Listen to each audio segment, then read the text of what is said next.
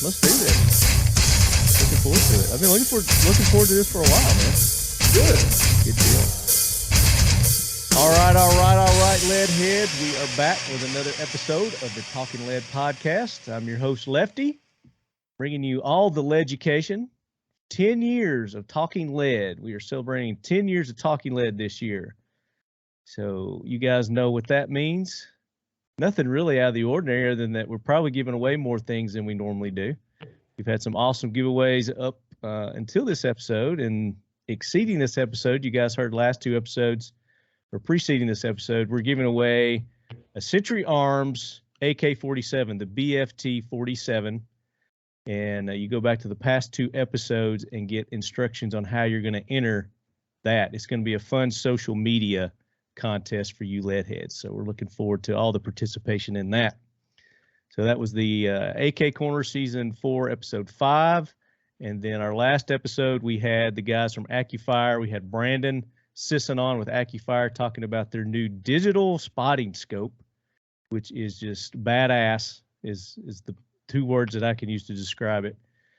I'll be getting mine soon, so be looking for videos and more commentary on the Omnis is what they're calling it. Today's episode has been preparing for a while, and I'm really looking forward to it. We have a very special guest joining us today, Leadheads. You've seen the post, so I hope you guys went and posted some questions for our guest today. We have Jason Hanson joining us. Jason is a former CIA officer and a New York Times best-selling author. I don't think we have any other kind of authors on the show other than New York Times best-selling authors. With his book, Spy Secrets That Can Save Your Life, Jason is a frequent media guest. You've probably seen him on talk shows. He's been on the Today Show, Dateline. If you like the cooking shows, he's been on Rachel Ray, which I've watched Rachel Ray a couple of times. She's cute. I like her show. She's bubbly. Fox and Friends, Shark Tank, and he was on a Jay Leno game show episode too, and he aced it.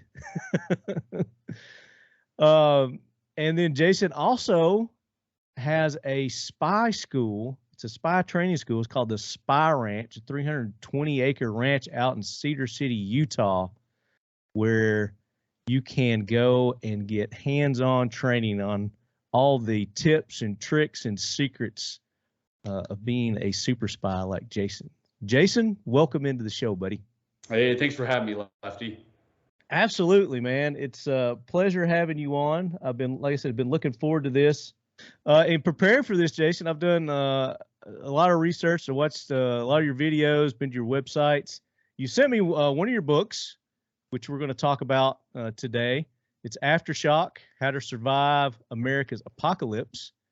And we're going to talk about prepping. We're going to talk about some of your spy tips and tricks, just all kinds of stuff. And then we've got listener questions. I know our listeners have a lot of questions for you as well. So we're going to delve into those and do that too. So I don't know if you're ready for this or not, but did you prepare for the jackwagon train? I have no idea what that is. So okay. You're gonna have to tell me what I need to do. Okay, this is fun. So the jackwagon train and the Leadhead Brigade Heroes is a segment that we do to where it's kind of fun. We have fun with it. We'll point out somebody or something maybe that's in the news that maybe we don't necessarily agree with or we think is buffoonery, and we'll call them out for that. I've got one. I'll do it real quick here, and then maybe something will come to mind for you. And then the hero is just the opposite of that. Somebody or something in our society or our world that's doing something to make a difference in a positive manner, kind of deal. And Arlie Ermy, you familiar with Arlie Ermy, the gunny? Absolutely. He is our conductor for the jackwagon train, and he makes our announcement for that. So, Gunny, bring that train in, and we're going to take care of some jackwagons. Hoorah, Semper Fi, do or die, hold 'em high at 8th and I. It is time for the Talking Lead Jackwagon of the Week, so brace yourself, baby. So I guess you recorded it several years ago then? Yeah, like our first year that I started this, we had the great fortune to meet him at our first NRA convention that we went to. And he did an interview with us, and we were telling him about our show and what we do. And we're telling him about the jackwagon train. And he was like, "Hey, do you have a introduction for that segment?" I'm like, "No, not really. We just kind of, introduce it ourselves." He's like, "Well, would you like one?" That's awesome. We're like, "Yeah." And he did it right there on the spot, recorded it, unscripted, and that's what cool. I use. Yeah, it's pretty cool. So we've had good fortune since day one. 2012 is when we started this. So like I said, 10 years. Yeah, 10 it's years very talking cool. That's a good amount of time. Podcasting before podcasting was a thing. So, all right. So the train has stationed, and I don't know if some of you lead heads have heard about this or not, but I like to keep our listeners, because this is a firearms kind of centric show. We don't always talk firearms, but let them know what's going on, when our rights are kind of in jeopardy. And this is from Fox News. Gun rights groups ATF report accuses agency of making illegal gun registry. And then Ted Cruz is involved with this. So what's going on, basically, lead heads, is the ATF has, I guess, secretly or not secretly, been gathering FFL's information on gun purchases, and they've made a database. And the Gun Owners of America, which you guys are familiar with that. If you're not, they're a gun rights advocacy group. Probably just as, moving on up there like NRA, which a lot of people have their gripes with NRA, but there are other organizations like Gun Owners of America that have our rights in mind as well and are working hard for us. It says in their new report on the finalized rule requiring federal firearms licenses to maintain purchase records indefinitely, which prior to that it was only 20 years that they had to maintain those, and then they were supposedly supposed to destroy them. But this report, based on the Freedom of Information Act, requested documents. These documents reveal that the ATF maintaining a digital, searchable, centralized registry of guns and gun owners in violation of various federal prohibitions. In November 2021, an internal ATF memo leaked by the Gun Owners of America revealed that the ATF has processed and digitized over 50 million out of business, I put finger quotes up, records of gun dealers in fiscal year 2021. This report was picked up by major pundits and news outlets, including Fox News, Tucker Carlson, and The Blaze. Blah, blah, blah.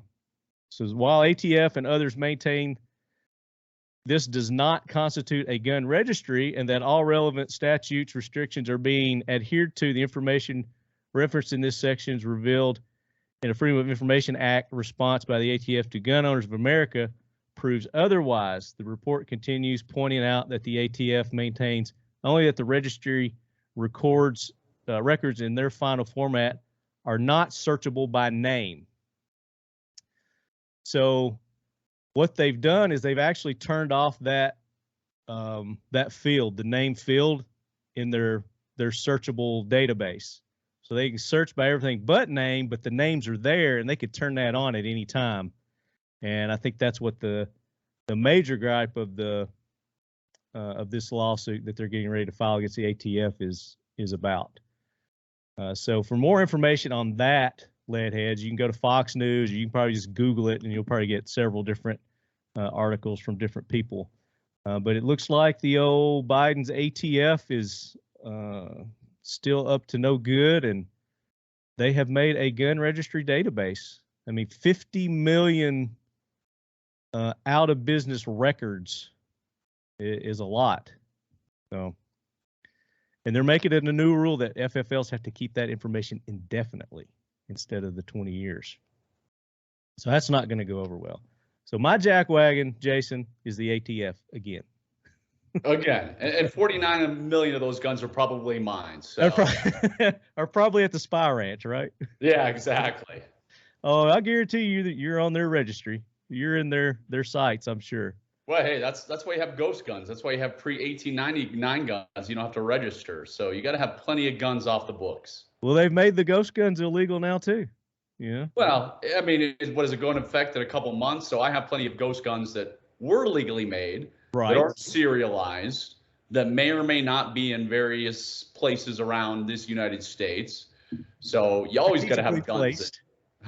Strategically placed. Strategically placed. There you go. So yeah, I got plenty of guns that are not tied back to anything or anyone. Gotcha. And that's smart. So what did that spark anything for you? The jack wagon come to mind there? It did. But it's jack wagons. So it's not just one person. Perfect. I was reading this morning, of course, all the student loan debt and how Biden's going to cancel whatever, 50,000. I can't even remember the number. Yeah. And so I'm reading this, and there was one guy they interviewed who was actually an honest, decent human being who said, you know what? I took out those loans. I knew what I was doing. Like, I'm going to pay them off, and I'm going to do the right thing. And of course, everybody else is like, no, I racked up $150,000 debt. Take care of it, make it disappear. Yeah. So I did go to college. I worked 2 jobs in college. One of them was at Kmart, which was a terrible job and one of my least favorite places I ever worked. But clearly, anybody who thinks that loans they took out, they knew what they were doing, should have them wiped away is absolutely a jackwagon. I agree. Absolutely. You knew what you were doing when you did it. You knew that it had to be paid back. I mean, I can see the government stepping in and and maybe extending it or offering some reduced rates or something like that. I didn't do a student loan either. I was like you. I had 3 jobs when I was in college. I worked at GNC, I worked at a men's clothing store, and I worked at the airport. So you do what you got to do. You do what you got to do. And I knew that if I did the student loans, I had 2 older brothers also, and a couple of them, they had a couple of student loans, and I saw the headache and the heartache and the trouble it caused. So I was like, I think I'm just going to try to pay it all up front. And of course, parents, God bless my parents, they helped out a little bit too. So, but yeah, absolutely. I don't see. That's the whole thing. That's the whole problem with this society today, is that people expect things to be given to them. They feel entitled. Going to college, it's like it's a right. That's not a right. Yeah. You have to earn that, and it's not for everybody. And not everybody can afford it. And I mean, look at the people who didn't go to college. The guy who started Walmart, what's his name? Sam Walton. He didn't go to college, did he? And he, made one of the most successful businesses in history in the world. And what was Gates a dropout or something like that? Bill Gates? I think Gates dropped out. I think Jobs dropped out. I mean, yeah, there's plenty of dropouts. Yeah. So, you don't necessarily need college. You just need hard work and a good work ethic.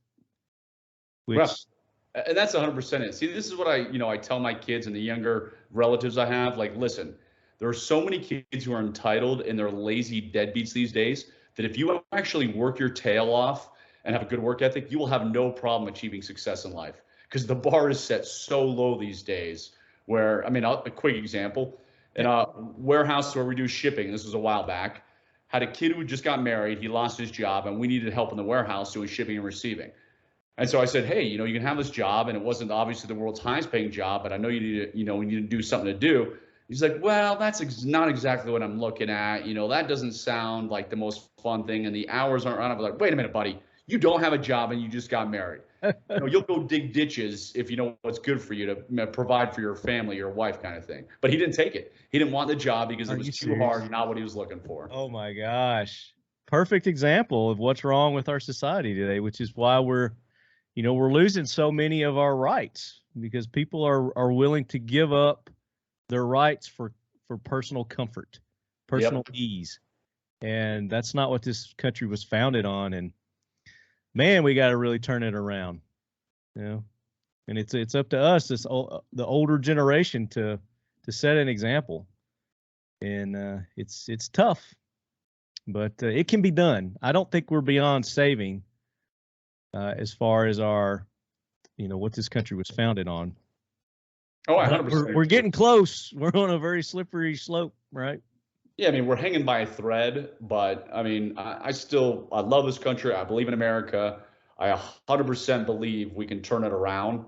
But like you said, it's going to have to take effort. It's going to have to take people constantly doing the right thing, meaning constantly promoting freedom, promoting the Second Amendment, not being afraid. I mean, I'm right now, I don't know if you can see it, but I'm wearing this funny t-shirt that says socialism stopper.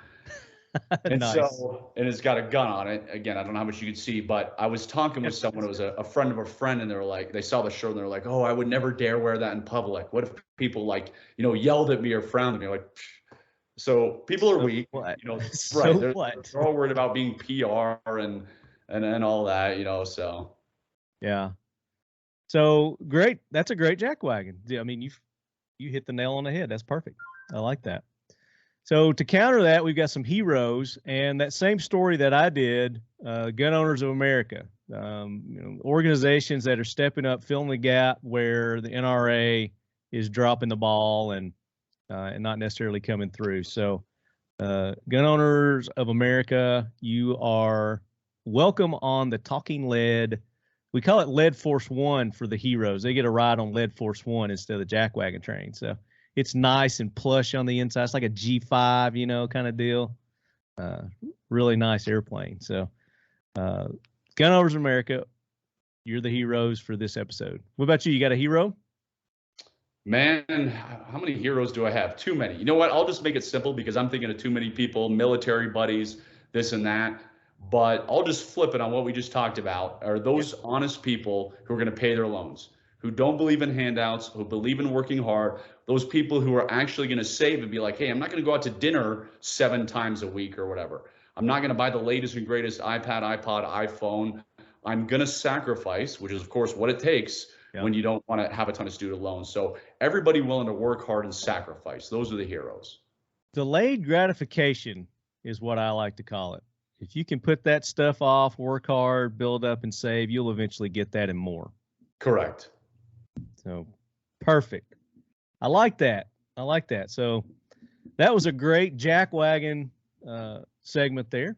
Nice, quick, easy. We usually spend a lot more time on it, but we've got a lot that we want to talk to Jason about because Jason has got a lot of information and I want to pick his brain. So Gunny, get that train out of here. And you know who the pilot for Lead Force One is, Jason? I have no idea. Were you going to say Gunny or somebody else? I let the listeners vote, submit their, who they want to be the pilot of Lead Force One. And I let them vote on it too. And you know who won? I don't have a clue. The ghost of Charlton Heston. That's awesome. I like that. Right? So, Charlton, Chuck, get that plane out of here. So, very good. So, Jason, we want to learn more about you, about the Spy Ranch, and I guess we want to talk prepping and, this book. This was a very good book. There were some things in here that I hadn't thought of, and I've, been doing the prepping for 15, 20 years. So it's not a real thick book, it's a quick, easy read. Quick, easy, but essential read because like I said, there was things in there that triggered my brain. That's like, oh, I didn't really think about that. When you're getting into the economics of, going through a apocalypse or a economic disaster, which, in your opinion, you think it's going to happen sooner than later. Absolutely. I mean, if you look at what's going on right now with mortgage rates and, the housing prices, if you look at, of course, the trillions of dollars in debt we have, the funny money we printed, the stock market down. So yeah, I 100% sure it's going to be much, much sooner than later. Yeah. But haven't we been through this before? Hasn't this varying degrees. I mean, obviously, if you look at the last 100 years, but you look at the things we didn't have 100 years ago, meaning our debt level, meaning the amount of people on welfare, the amount of people who are getting some type of government assistance is just obscenely off the charts. So it's the ratios of the debt level we have now, where it's obviously never been seen before in history. Yeah. Well, as it seems like as time goes on, things they compile and they get bigger and bigger and bigger. You look at people's salaries, you look at people's, their but they relatively stay the same based on, again, what people bring in, what things are priced, how they're priced. Which never made sense to me is, why do we have inflation if everything else increases to do it? Why not just keep it the same? Because if you look at this 2022 in comparison to, let's say, 1900, you know, what people were making, what things cost, I mean, they relatively are the same. It's just salaries increased, cost of living increased, you know, everything just keeps increasing. Why not just keep it the same? I don't understand that. I've never understood that. It's like, why do things have to increase? The major problem is politicians, the Democrats, because what happens is, you know, the Obama phones everybody talked about, right? You start promising free things, human beings get used to it. And so the next Democrat comes along and says, okay, crap, they promised them free college. They promised them free healthcare. What am I going to do? And of course, we know Democrats want to get the welfare vote. So you got to keep promising them free stuff. And they just up the ante, up the ante, up the ante. So every single future politician and now is they're going to keep having to promise free stuff, to give more handouts, to print more money, which is why it's just compounding faster and faster and faster, because they've got to do more and more things to get that welfare vote. Yeah. It's a vicious cycle. It is, and that's what it is. It's a cycle, and they said $1 million, you know, back in 1990 versus $1 million today, you know, that would be like 100 million, you know, or something. They're 1900s. I said 1990. But at the same time, you look at the cost of living, that same amount would still buy you the same amount of things, you know. Right. It hasn't kept up. Yeah. So it just never has made sense to me. But we're not going to talk politics. We're going to talk about, let's start off talking about you and your background. So C.I.A. You weren't just born into the C.I.A. How did you get involved in, or maybe you were, I don't know. No. So here's the huge myth. The huge myth is the Hollywood movies where people are like, hey, every single person gets recruited. You know, there's some guy sneaking into a bar, tapping a random stranger on the shoulder and being like, hey, you want to work for the CIA? That is the myth. The truth is 99% of people apply to the agency and are very lucky to make it through the rigorous process. The 1% who get recruited are the super geniuses who speak 17 gazillion languages, or they're mathematicians off the chart, or they have a connection to a foreign country, meaning you're an Iranian who's a US citizen, but you have all these ties to Iran, you have all these connections, and hey, you could be really, really useful helping the US government. So the average, quote unquote, average Joes like me, we applied. I'm born and raised in the Washington, D.C. area. So there's 1,000,001 government agencies in my backyard, applied to a bunch of them. The Secret Service and the CIA just happened to offer me a job. Figured the agency would be a little more exciting, so I went there, and the rest is history. And weren't you a police officer prior to that? I was, yeah. My very first job out of college was a police officer. And then shortly thereafter, the agency and Secret Service called me and offered me the job. Now, when you were in college, did you study like criminal justice, or what was your course? You know, I did. It was business management. I admittedly had no idea what I wanted to do when I grew up. You know, I was one of these kids who was like, listen, I don't want to be pushing papers in some office for 40 years. I want to do something adventurous. Maybe it's going to be law enforcement, CIA, FBI, secrets, you know, something like that. Mm-hmm. And so I always thought that, but I was never sure what I wanted to do. How old were you when you joined the CIA? So I was young. I joined at 23. Okay. And I was there till age 30. And I mean, it's a great place to work. I have nothing bad to say about the agency. I had some amazing mentors. It's just a single man's game.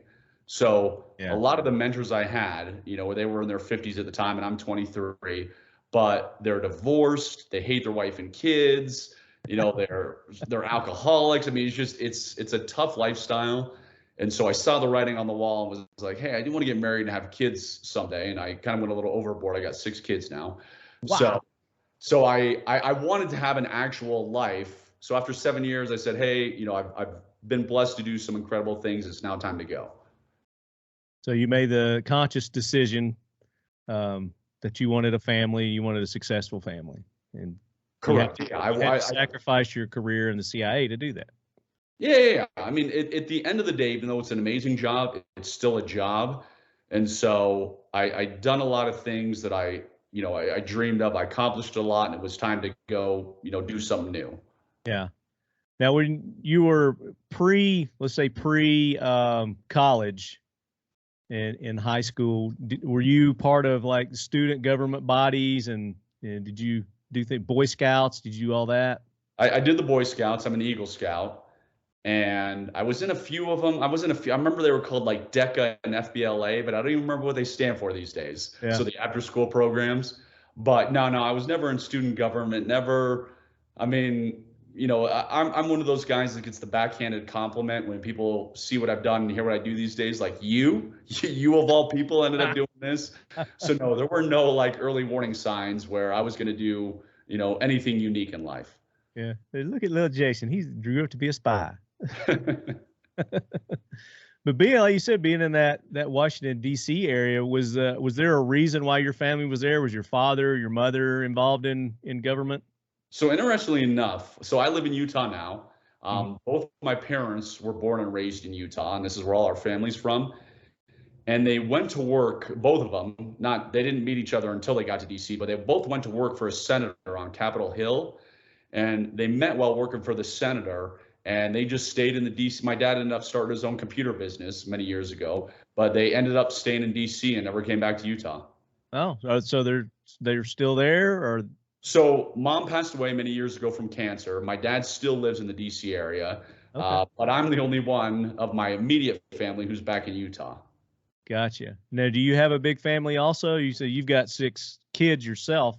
Did you grow up? Yeah, I don't. No, my family was small. I've got one brother. He lives in Las Vegas, so there's just 2 of us. Okay. Las Vegas. Viva Las Vegas. Now, did he get into any kind of a government work or anything like that? Yeah, actually, police. So, yeah, That's what he did. Okay, so kind of law enforcement's kind of running the family there a little bit. Yeah, I guess so, because we're the only 2, meaning like my dad didn't do law enforcement or anything, but somehow we got the bug. There you go. There you go. So the C.I.A., you were there from age 23 to 30. I guess that's 7 years, right? Correct. Talk about some of the more interesting, and I don't know how or what you did, and I don't know what you can talk about, but to the extent that you can talk about it, what was your role in the C.I.A.? So I did security, surveillance, counter surveillance, protection, a variety of other things. And obviously I'm going to keep it vague so the agency doesn't come knocking on my door, which they did once. I'll tell you that very quick story. Okay. Is I have a great relationship with the agency now. Like anything I do, anytime I write a book, I have to send it to them. They have to, review it, remove any classified stuff, redact all that. So great relationship now. But everybody who works at the agency, when you first join, you get that cliche picture where you're standing in front of the agency seal and headquarters building. So every movie pans over the Great Seal when they show a CIA entrance. Mm-hmm. Well, I've got a picture of me. I'm standing in a suit. My arms are crossed right in front of the agency seal. Again, the cliche thing everybody gets there. Well, when I left the agency, because I'd never done anything with that picture, obviously, since I was working there. Mm-hmm. When I left the agency, I put it on my website, and it said, former CIA officer now teaching spy and survival tactics, et cetera, et cetera. Well, I get a cease and desist letter from the agency. What? Yeah. And so I call them up. I'm like, what's going on? They said, it looks like we're endorsing you. And I said, I don't claim to work there. I make it very clear that I'm former CIA, right? So I have a buddy of mine that used to work in this particular area. And I call him up and I say, here's what's going on. Tell me the real lowdown. And he says, the real lowdown is you can use the picture, you're not doing anything wrong. However, the agency doesn't like being told no, and they're going to refer you to the Justice Department and basically bankrupt you if you don't play ball.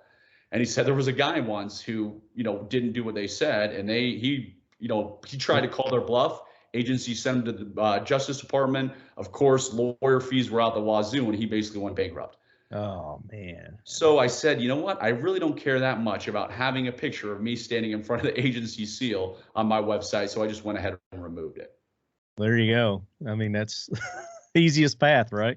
Exactly. Well, if that's the only thing that you've experienced, negative with them after the fact, then I guess that's better than some people that I've talked to as far as, government entities that they've worked for and books and things that they've written. You mean, a lot of the people who write the books, like they'll review it, they'll redact a bunch of pages. And so people get angry, and I've just learned to, okay, if I can't say this, can I say this? So a lot of it is just simple changes where if you just word it differently, they're happy to allow you to use it. And people just, they don't take the time to go back and forth. Now, it is a pain in the butt to go back and forth to say, okay, can I say it happened here? You know, I'm changing the dates and the locations instead of here. No, we don't want you to say that. Okay, what if I say this? Yes, you can. So it's just, if you're willing to deal with the annoying back and forth, it'll all work out. Yeah. So you don't have a bunch of black redacted lines in your books? Not anymore. I mean, like the latest book I wrote probably had maybe 3 pages redacted, and I was able to clean those up. So like the first time I did this, of course, a ton of stuff was redacted, but now I know what they like, what they don't like, what I can say and not say. So it's much easier for me when I'm writing books. Yeah. So it's been, since you've been retired, how many years has it been since you've been retired? So, well, not retired. I got to clear that up. Stage may be watching. So yeah. So when I left the agency, 2010. Okay. So 12 years. Yeah. So good amount of time now.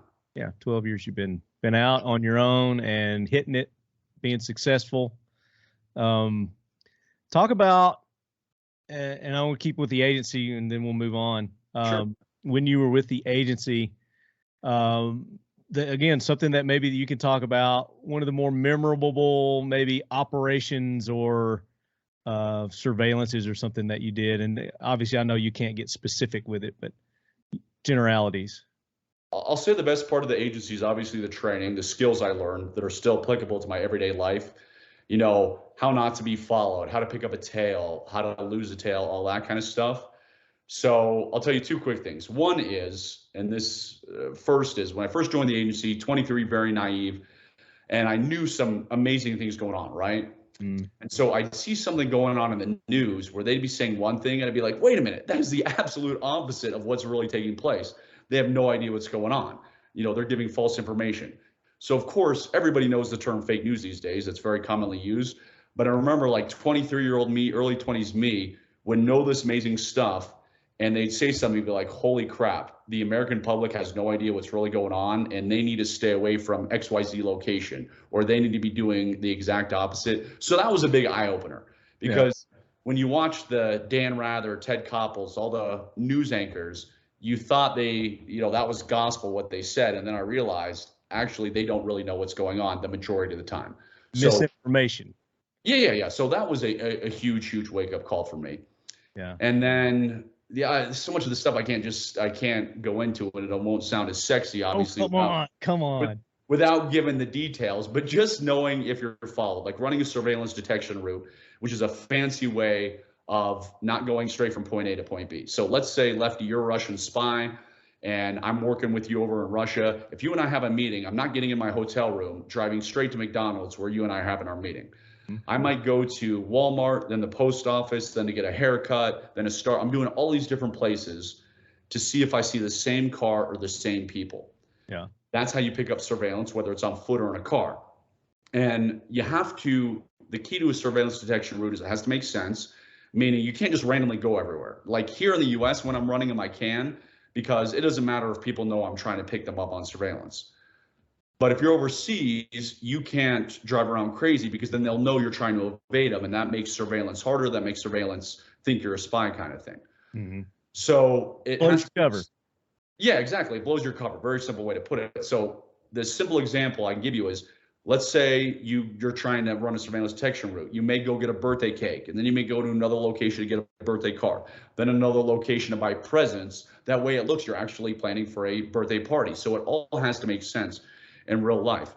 And I've been in instances where I'm doing that, and you go to an intrusion point, which is a fancy, cool way of saying go into a store. So your tail has to come into a store if you're not sure. Yeah. So many moons ago, I remember perhaps, thinking somebody was following me, going into a store, and sure enough, this person walked in, and there was absolutely no reason. It was actually a store for women. There was no reason. There was a few guys in there, but it was mostly a woman's store, that a guy should be in there. So when he came in there, I knew I was being followed. Of course, I got to act the part and do the whole thing and be like, hey, I'm doing this for my girlfriend, and go up there and complete the purchase and act like nothing's going on.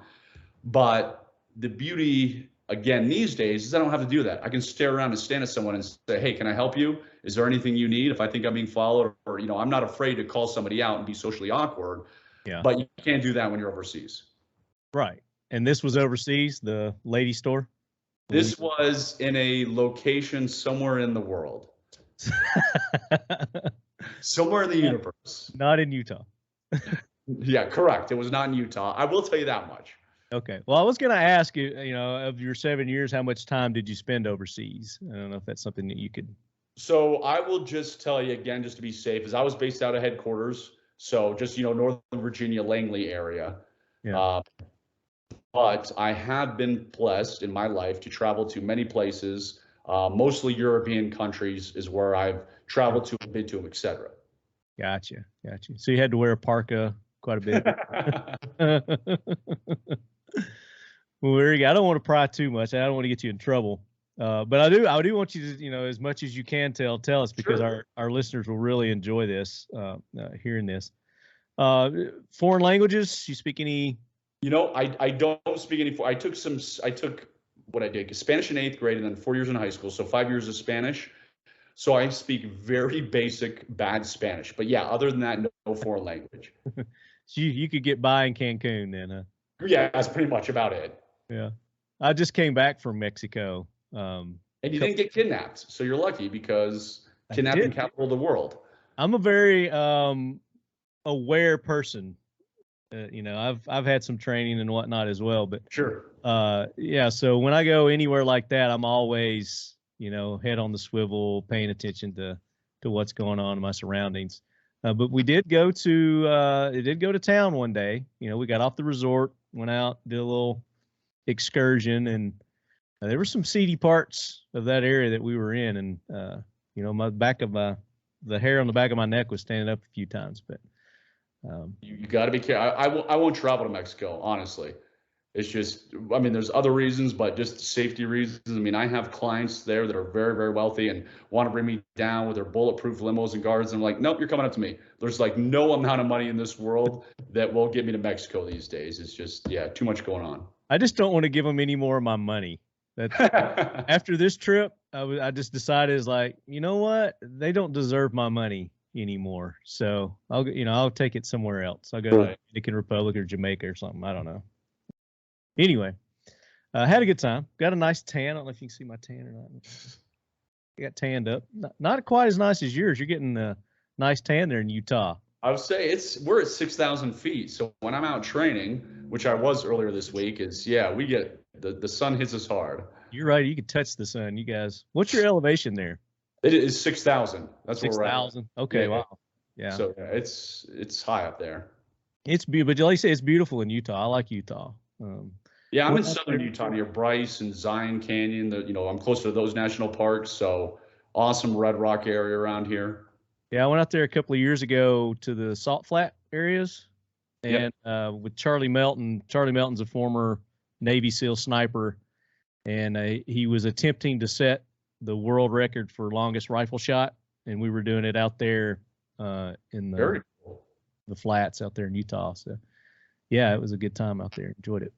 Beautiful. A lot of authors and writers are out there that I don't know. Jack Carr, are you familiar with Jack Carr? Yeah, I am, and I think he's in Park City, if I remember. He's in the Park City area. Yeah, he's been on the show a couple of times. Of course, he's just killing it right now with his books and that Prime TV series that he's doing with one of his books. But yeah, he was out there. There's a couple other people out there too. But seems to be like a place for writers. And you're an author as well. You've got several books that you've got out.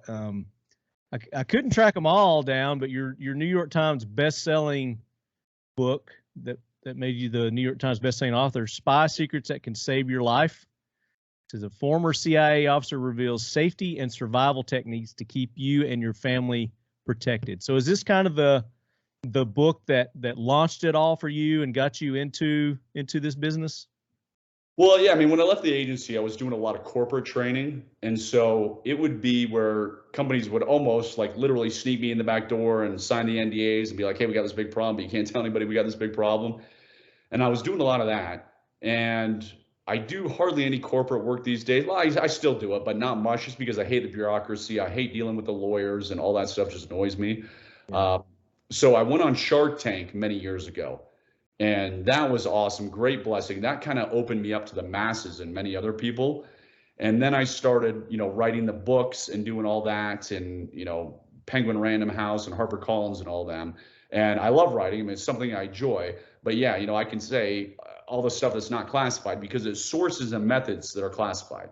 Mm-hmm. Me showing you how to lose a tail is not classified. Me showing you how to escape handcuffs and how to pick locks and all that stuff, that's not classified. So how to tell somebody's lying. Right, exactly. How to become a human lie detector and detect deception, that's not classified because it's not sources or methods. Yeah. There was a TV show on a few years ago that had Tim Roth in it. It's called Lie to Me. Did you ever familiar with that one? I am familiar, very entertaining, but very not realistic. Meaning, very not realistic. Yeah. That's not 99% of people will never be able to do that. So when I teach detecting deception, I show the stuff that actually works that the vast majority of people can use. I had last year a gentleman by the name of Jack Schaefer. He's a former FBI agent. He's a doctor, and that was his specialty, was getting the truth out, basically interrogating, getting the truth out of them, kind of deal. Mm-hmm. It was very interesting. So I'd like to hear, some of your techniques on doing that. We can do that a little bit later, but okay. So the books. So I was thinking that you did the books before Shark Tank, but all this came after Shark Tank. So some of them before, some of them after. So it's all between there. But I'm just trying to think. I don't remember how many, like 9, 10, 11, 12 books I've written. Got a lot. Yeah. Yeah. I've got a lot, but it's, what happens is I'll be talking to one of my former CIA buddies, and we'll discuss something. And I'm like, hey, that's what people need to know. That'd make a great book. So we're kind of reliving our past, reliving our memories, and say, yeah, we need to write that down. Survival like a spy, real CIA operatives reveal how they stay safe in dangerous worlds and how you can too. Here's an interesting one too, and this would be for people who want to start a successful business. Agent of Influence. That sounds like a very interesting book there. How to use spy skills to persuade anyone, sell anything, and build a successful business. So here's one of my favorite quotes from a fellow agency person, is they say that CIA people are the world's best salesmen. The only difference is you sell vacuums, we sell treason. So you're asking somebody to betray their country, right? That's what espionage is. Right. Espionage, is.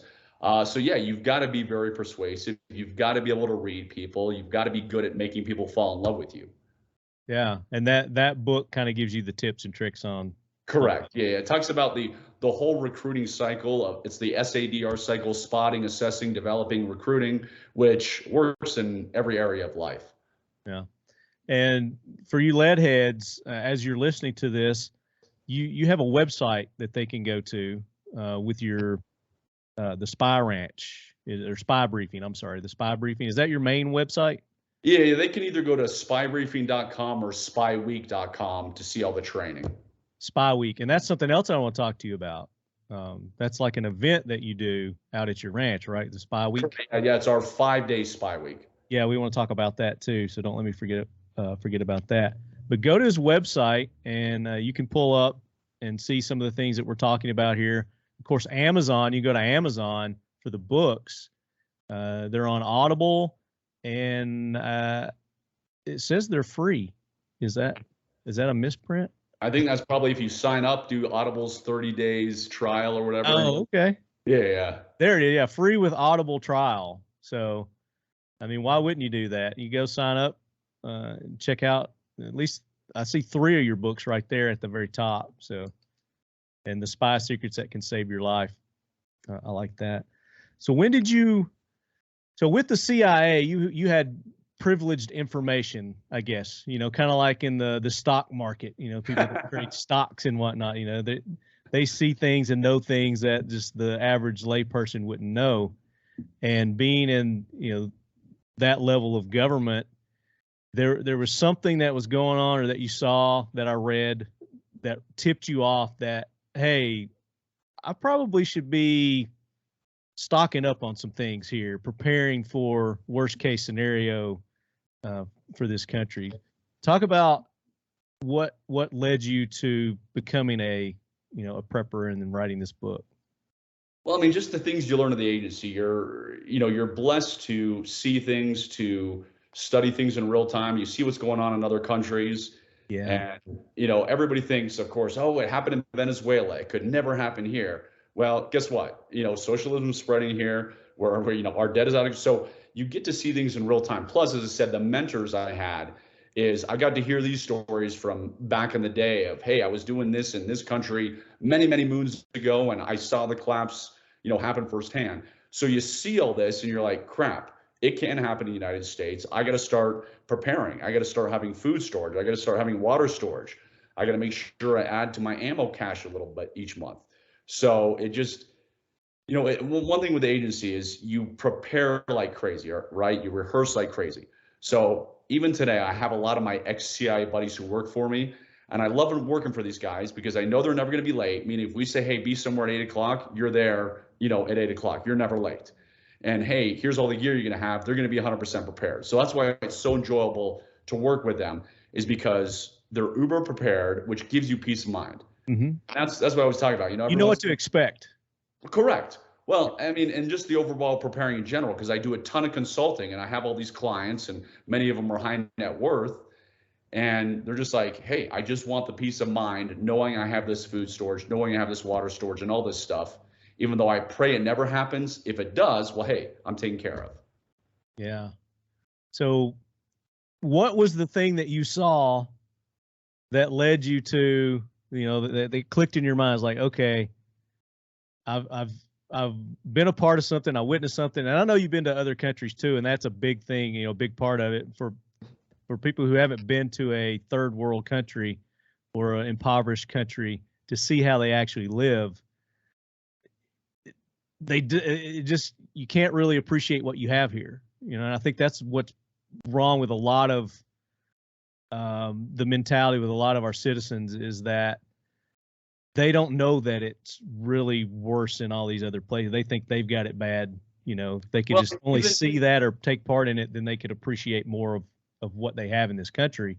But what was it that you saw? What led you to, is like, all right. It was what I just mentioned. It wasn't just one thing. It was a whole amalgamation. Yeah, it was. I mean, it was people starving. It was poverty. And when I say poverty, meaning we have poverty in this country, but poverty in this country, they live like kings compared to people in other countries, right? Oh, yeah. So you'll see a homeless person, but he's playing on his iPhone kind of thing when he's begging for money.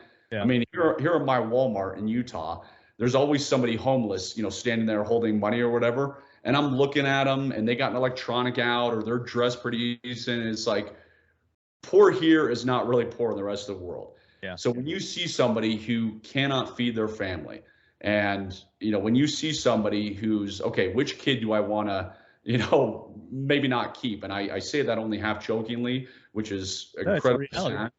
Yeah. But being that I have 6 kids and I've been blessed, I mean, I've been through very tough things in my life that most people never imagine. But I've always come back on my feet. I've always been able to feed my family. I've always had survival food or whatever to feed them. But even though I've seen that, even though I haven't experienced it, so that's the kind of stuff that hits you. Whereas that is every man's worst nightmare, every husband's worst nightmare, not being able to provide for his family, not being able to feed his family. Right. And I guess specifically what I'm trying to get out of you is clearly I don't understand. I read somewhere that when you were there was a senior official or somebody that you worked with that was prepping, and you're like, if this guy's doing it, then maybe I should be doing it too. Right. Yeah. Going back to the mentors I saw doing things, who I learned a tremendous amount from. And, I see, they were 30 years older than me at the time, but seeing the things they did, it's like, okay, this is one of the best C.I.A. operatives that is out there. If they're doing this, and clearly I want to be good at my game, both personally and professionally, then yeah, heck, I better be doing this too. And it's never let me down. It's, never led me down the wrong path. Yeah.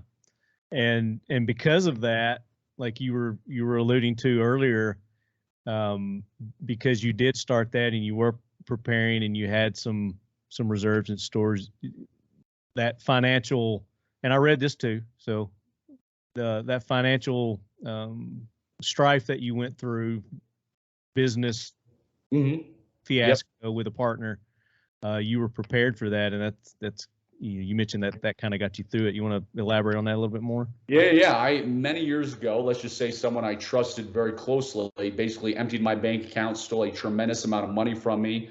Horrible experience. And, I've had some very rough experiences in my life, and that's, one of the top ones of them.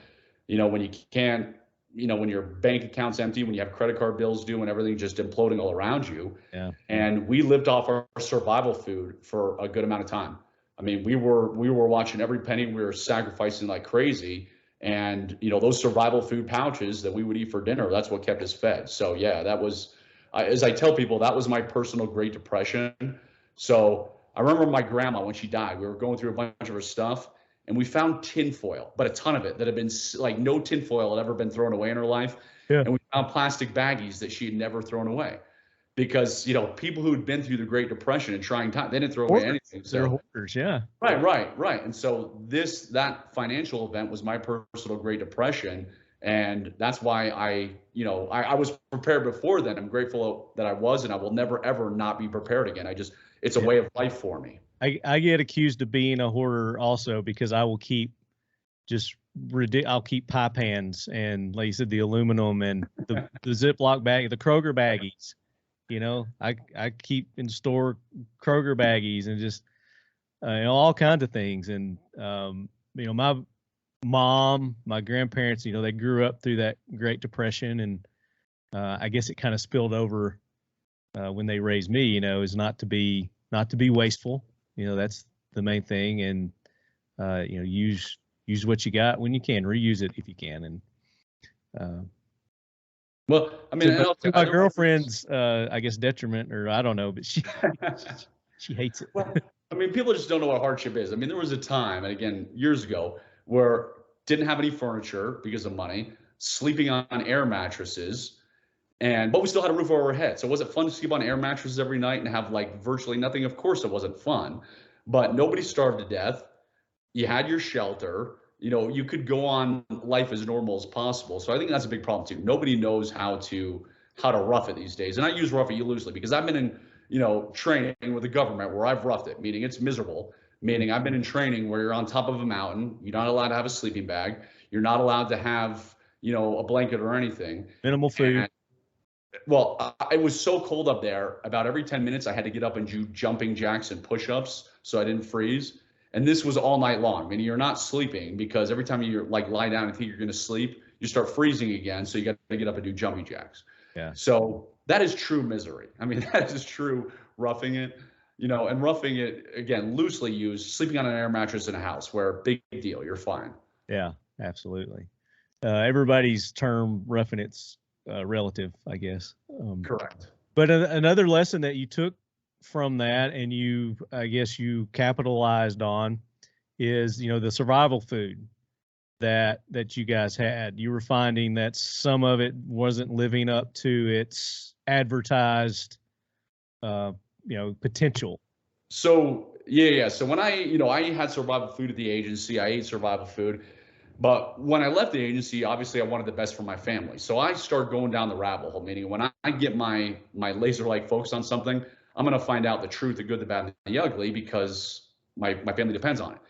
Right. So I start talking to all these experts. I start going through it, and I realize that most of the stuff is crap. It's not going to last 25 years. If it's sold in a big box store, because of the margins, they can't actually charge prices they need to. So they have crappy ingredients. And I mean, I learned more about survival food than any normal person or rational person would. And I figured out, okay, this is how you have to make it right.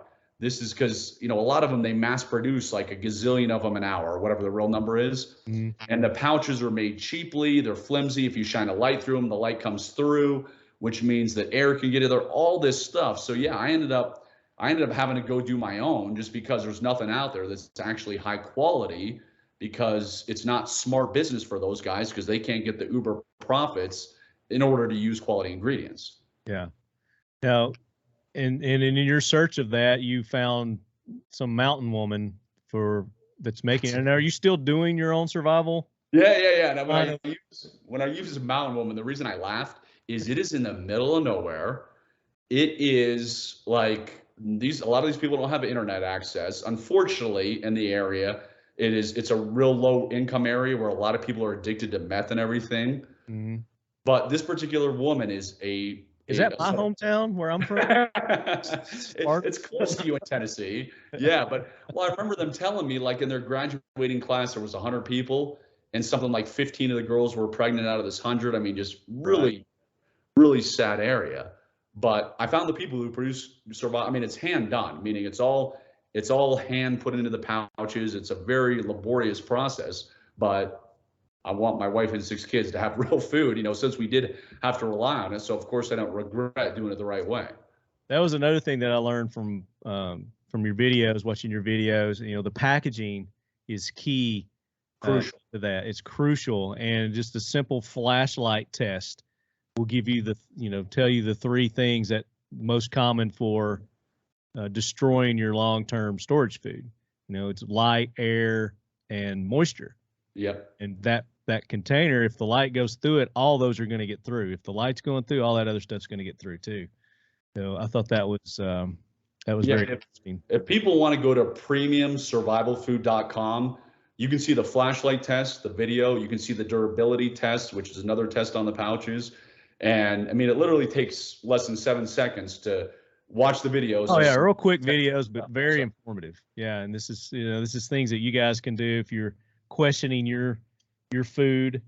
And I've got family members that know what I do, and when it's birthday time or Christmas time, they want to buy me stuff, right?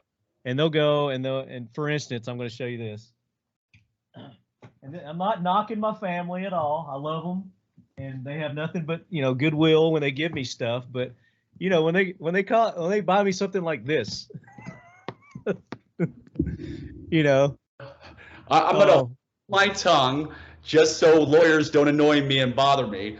But I will just say a lot of stuff in the industry comes from China.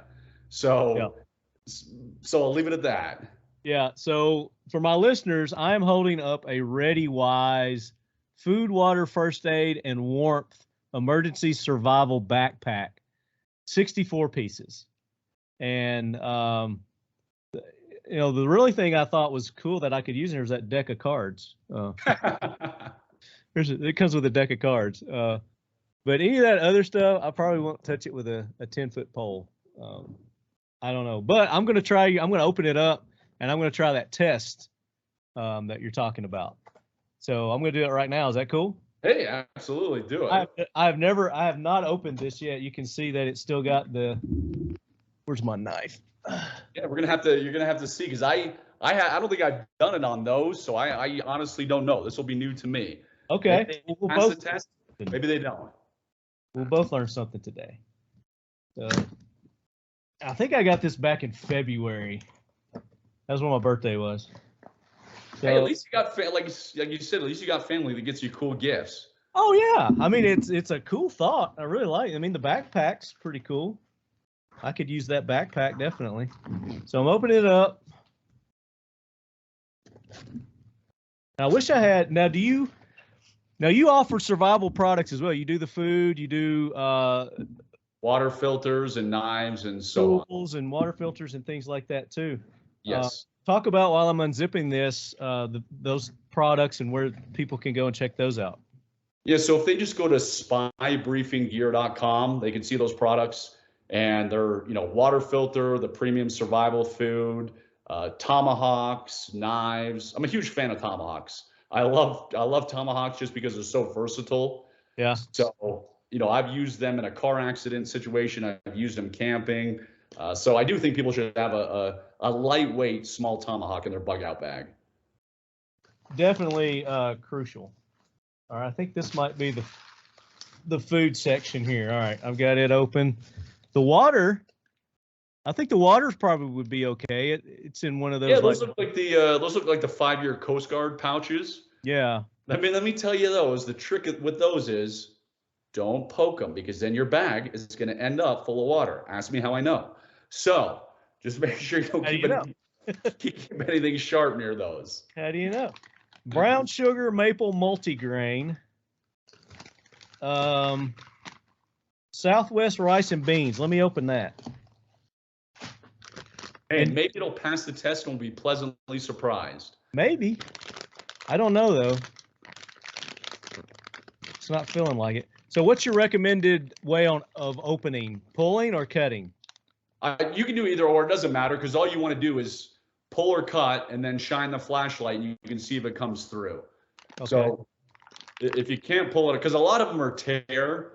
Like mine, the ones we produce are resealable, so you just have a tear notch and then you can kind of zip lock it. Yeah, this so one. If it's not a resealable, definitely not a resealable tear one. Just you're gonna have to get scissors and just snip off the top, or knife. Or I'll just use my knife. Do that. There we go. All right. Don't smell bad. That's a good sign. Especially since you just got it in February, so it's not. So here's what the packaging looks like. So do I do it from the outside or the inside? So you do it from the outside. So you get a decent flashlight that has a decent amount of lumens. All right, give me 2 seconds. All right, that's good. Give me 2 seconds. I'll be right back. I gotta get a flashlight. That's strong. I can still smell it. All right. All right, so I've got a ASP Spectrum Flashlight. Okay, so hold it on the outside and shine it. We want to see if the light comes through.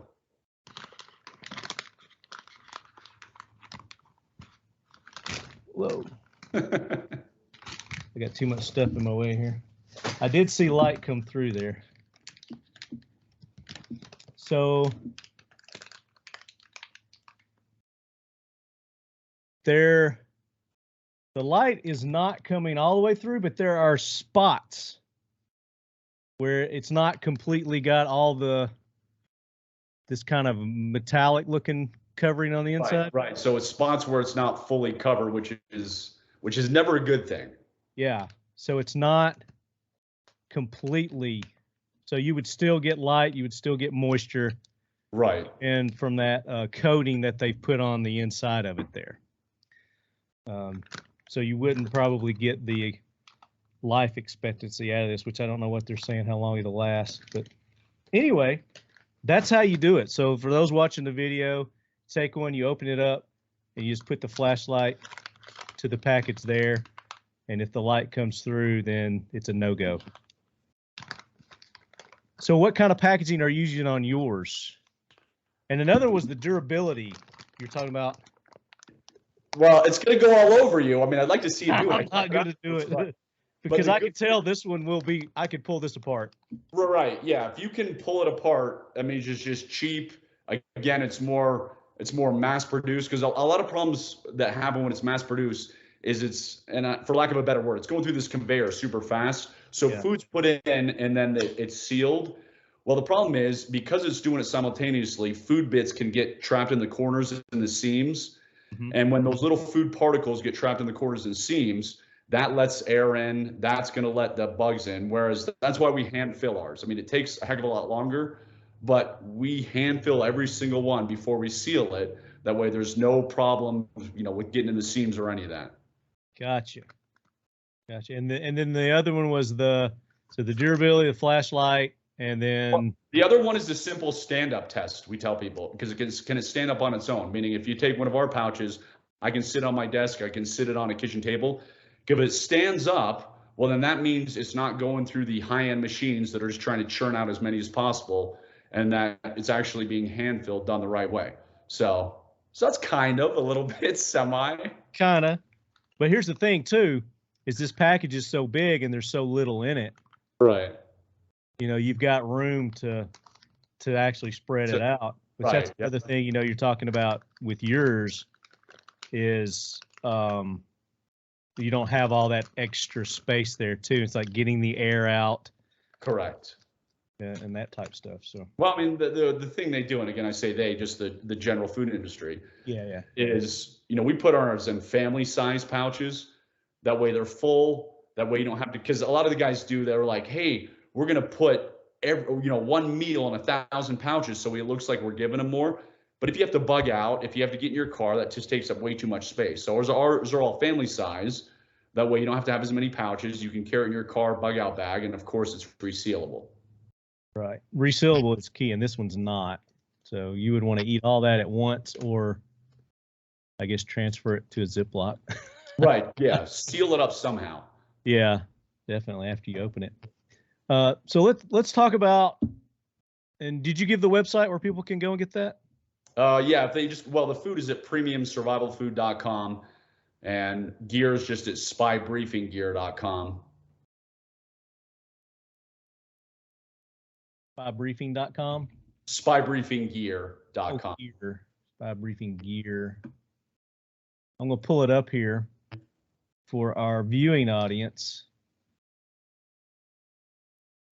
EGEAR.com.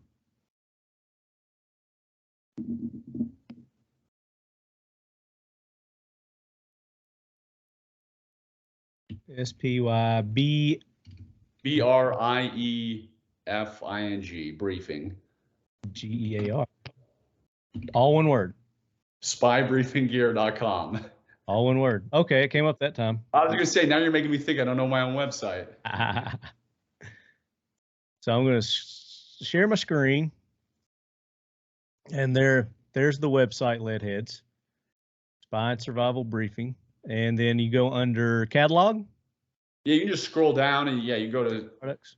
Catalog or shop now, and you can just see some of the books, the water filters, the tactical pen, just some of the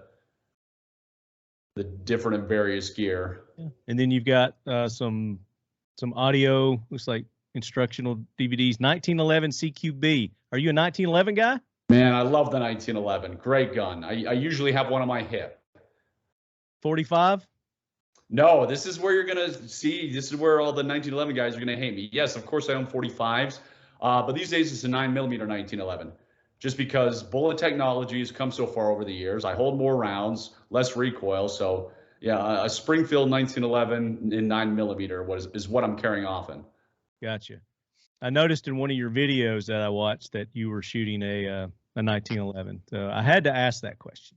Yeah, I got nothing. I like all guns, so I got, if somebody wants to shoot a 1911, more power to them. I'm fine with that. Got no issue with it at all. I myself am a Glock guy. I like Glocks. Oh, so I liken it to shoes, because like I can wear Reeboks, but I can't wear Nikes. Nikes aren't comfortable on my feet, so I can't wear Nikes. So your hands are the same way as your feet.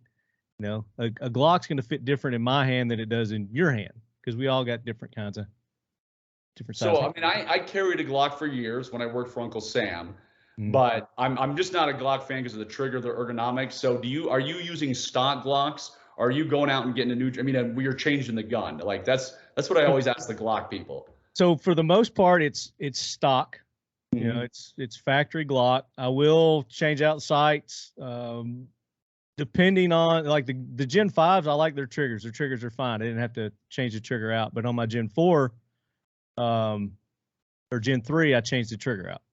Right. Stipple the grips. I like to stipple. Like my grip stippled. But other than that, that's it. I don't really change any of the innards or anything like that, springs or any of that kind of stuff.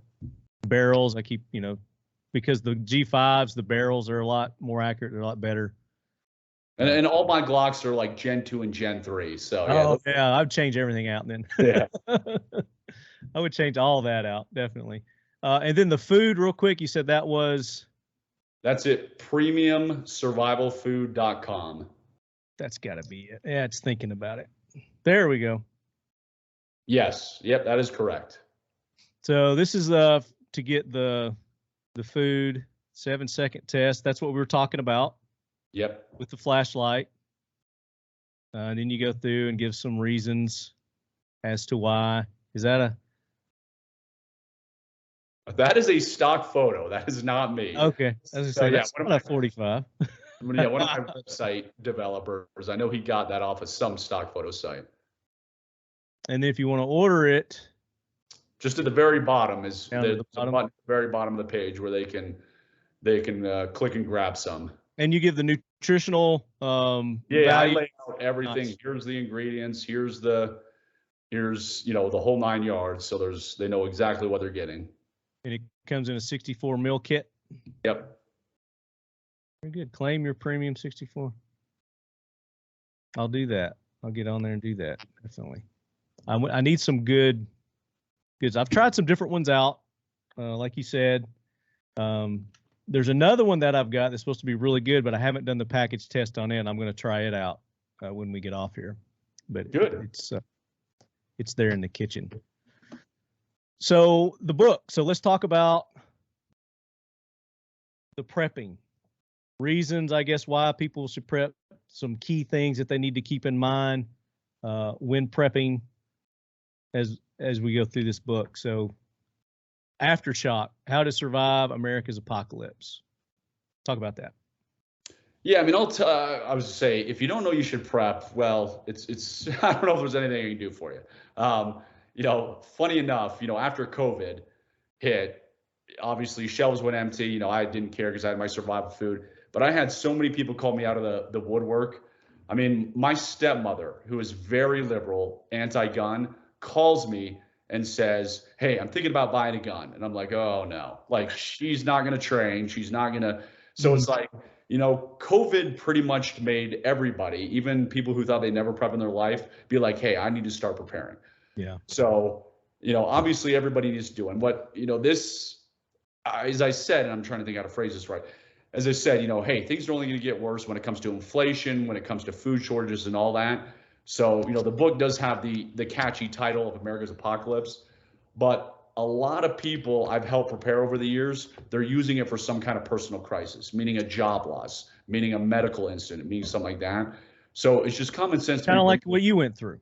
Yeah, exactly. Yeah, mine was the unforeseen. The apocalypse could be an unforeseen, event that you don't expect, but it happens. But if you prep. And one thing I want to bring up that I emphasize in the book is when I'm working with clients is you have to take transportability into mind. Meaning, when it comes to water storage, I personally have some 55-gallon drums in my basement. I have some 7-gallon containers. I have some 5-gallon containers, and then I have some just bottled water I got at Costco. So I believe you should have 1 gallon per person per day for 30 days of water. Now, and when it comes to food, I believe you should have at least a year's supply of food storage if you're able to. But you can't store a year's worth of water. That's just way too much stuff. Do you base your food storage on calories per person kind of thing? Yeah, I'm doing calories. I'm doing meals. I'm doing my main source of food are the survival food pouches we just showed you, right? Mm-hmm. So that's the number one source, just because they're easy, they're quick.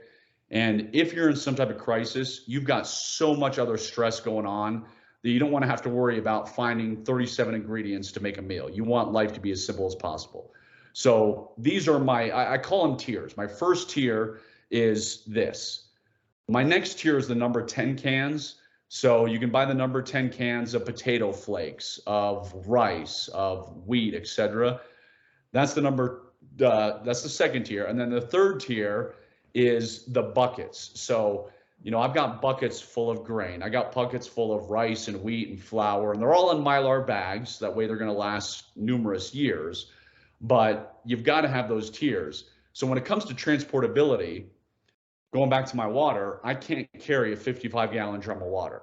So if I have to bug out of my house, if I have to flee in an emergency, maybe it's a fire or something, you've got to think about, okay, is at least some of my water, portable? Is it easy to move? Same thing about the food. I have my food in bins, my pouches in bins. So it's not like I have the buckets as my only thing, because buckets are heavy. You're not going to move a lot of buckets, but I can grab a bin and that already has the meals, where the bucket is only the rice. That's not a full meal. Or the bucket's only the wheat. It's not a complete meal, whereas the pouches are. So same thing with gold and silver. I got guys who got way too much gold and silver, and I'm like, you got to put it in smaller bags in your fireproof safe. That way you can grab it and go, because you're not bringing that 1,500 pound safe. If you have to bring it safe. Yeah. Yep. Got to divide it up. And when you said fire, that made me think, a good friend, of ours, friend of the show, he lives in Texas, and, Texas, certain areas there in the I think it's Dallas. Is it Fort Worth area? I don't know. They got the fires Right. are going right now, and he got hit, and he said he had less than like 40 minutes notice to get all their stuff out of the house, and of course they couldn't. Sure. And they've got they were concerned about he's a farm and he's farm animals, so his goats and his donkeys and all that. They were concerned about them, and that was their priority. And basically they got out with 2 changes of clothes, and I think they got all the animals. They saved all the animals, but yeah, I mean, you just never know when something's gonna hit you like that. And 40 minutes is nothing. You think about it when you've got your entire life right in your house. Exactly. Yeah. And you're like, I've got to pick, what I'm going to save, because everything's going to be gone when this fire hits. It's all going to just. Yep. And that was they lost photos, they lost family heirlooms. It was sad, irreplaceable stuff. But they got out with their lives. Right. Yeah. Thank goodness. But yeah, I mean, that's the reason for the prepping. But the cans, you need stuff. So if he had portable stuff, I don't know if he had that or not. I haven't gotten that far with him or not. But like you said, your gold, your silver, that safe's going to eventually burn out. It's going to get hot enough to burn through that safe with those wildfires. I mean, I had a buddy in Arizona whose house burned down several years ago. And just what you said is safe is great, but what are the safes? Safe's like 90 minutes or whatever it is. I don't even remember what mine is. But he had $20,000 worth of emergency money in his fireproof safe, and all gone, because he said the fire burned so hot and so long that even if they don't get it put out quick enough, everything in there is going to be gone. I don't think insurance covers cash, does it? Well, interestingly enough, and maybe gold and silver. Yeah. He said if you can find, because some of it was charred in half, if you could take the serial numbers, he could get it. He could basically be reimbursed for it. But it was, it was a mess, and he only had a few serial numbers, and so it really wasn't worth it in the long term. Yeah, definitely. But yeah, I mean, that's something to keep in mind. So portability is key when. Yeah, here. Sorry to interrupt you, but yeah, go ahead. Well, here's the other critical thing that people need to know about a crisis. And this is a more extreme crisis, meaning not a personal crisis, but the dollar's finally collapsed, our economy's imploding, like it's going to be really bad for several weeks and probably months. I believe in having emergency cash. I've got it stored in a fireproof safe, and I actually have a fireproof safe within a fireproof safe kind of thing. And I've got, my precious metals and all that. But in a true extreme crisis, you got to get rid of that stuff within about 2 weeks, because here's what happens with human nature is we think, oh, this, the blackout just happened. Our lights are going to be on in a few days. We're fine. Same thing with COVID. What did everybody think during COVID? Oh, yeah, this is going to be gone in 2 weeks. No big deal. It's a little thing. And then look what happened 2 years later. So what was up with the toilet paper? That was like even like I guess right at the beginning of COVID, maybe. That was just like nobody saw that coming. Right. The toilet paper shortage. And human nature is we're optimistic. We think, hey, it's going to be fine within 2 weeks. So in a real crisis situation, you've got 2 weeks to get rid of your cash, to get rid of your gold, to get rid of your silver, and buy the things that you still need. Because if the event extends to 6 months from now or 4 months or whatever it might be, of course, nobody's going to care about cash. Nobody's going to care about gold and silver.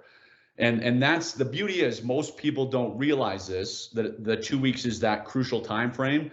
So during that 2 weeks, when you're offering them gold and silver for their shovels, for their food, for their whatever it might be, they're going to think they're ripping you off. They're going to laugh. They're going to think you're the world's biggest idiot.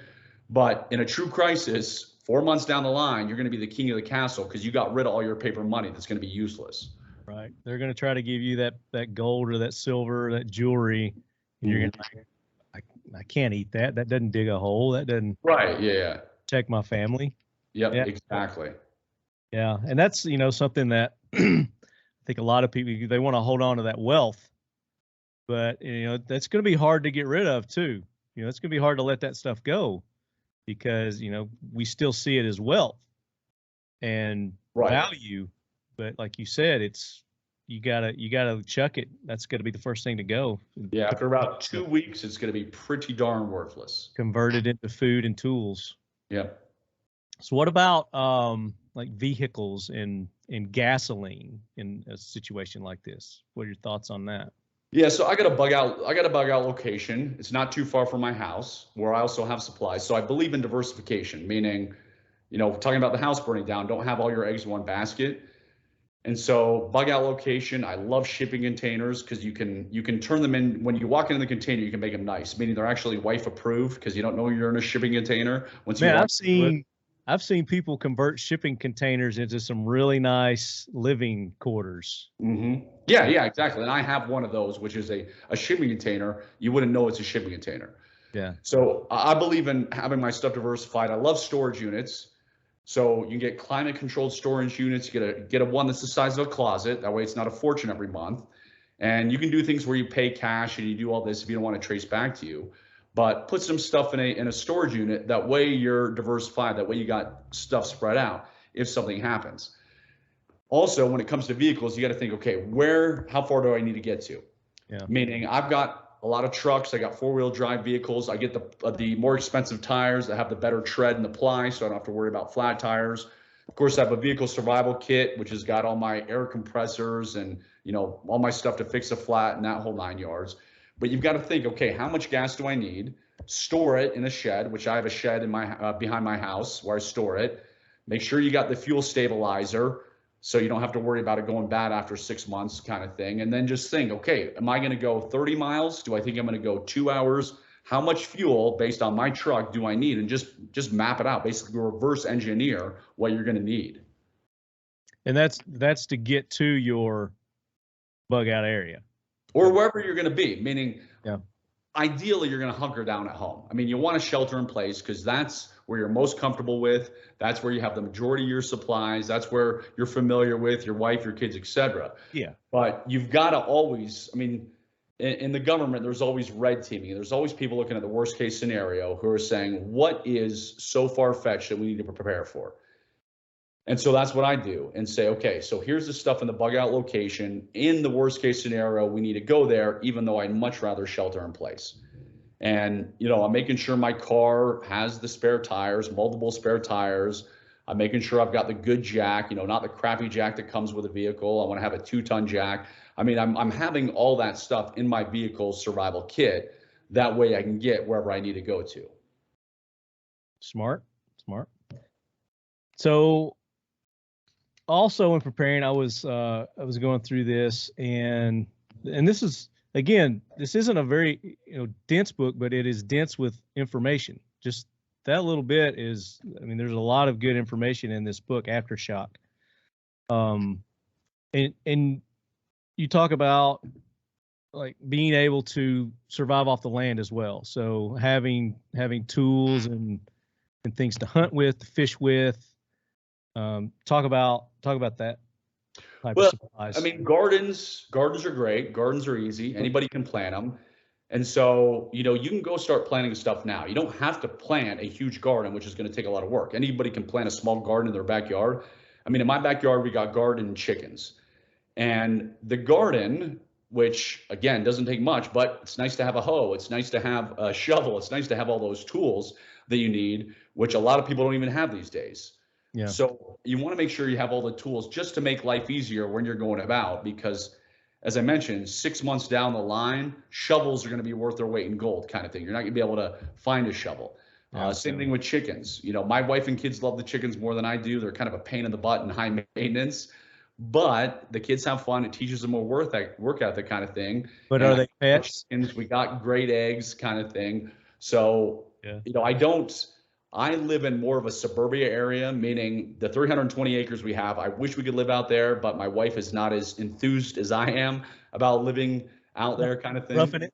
Right, yeah, exactly. Roughing it, quote unquote. So one day we're going to live out there, but right now we got the 6 kids. They want to be closer to their schools and all that kind of stuff. Yeah. So even though I live in a more traditional neighborhood, I still got the garden, I still got the chickens, I still got all that stuff that is going to sustain us in addition to all the survival food we have. So the garden, that's something that you're talking about, if you're there at your house and, it's something that you're going to maintain. But if you have to be bug out, would you also recommend have seeds? There you go. Yeah, I've got my seeds. I've got the good seeds that aren't going to go bad, you know, and they're again in Mylar bags and protected and all that. So yeah, if you don't have some kind of seed bank, which is the cliche sexy word, like you got to have your seed bank, have some kind of seed bank that you just store there. You're hopefully never going to touch, but it's in your bin that you can grab and go.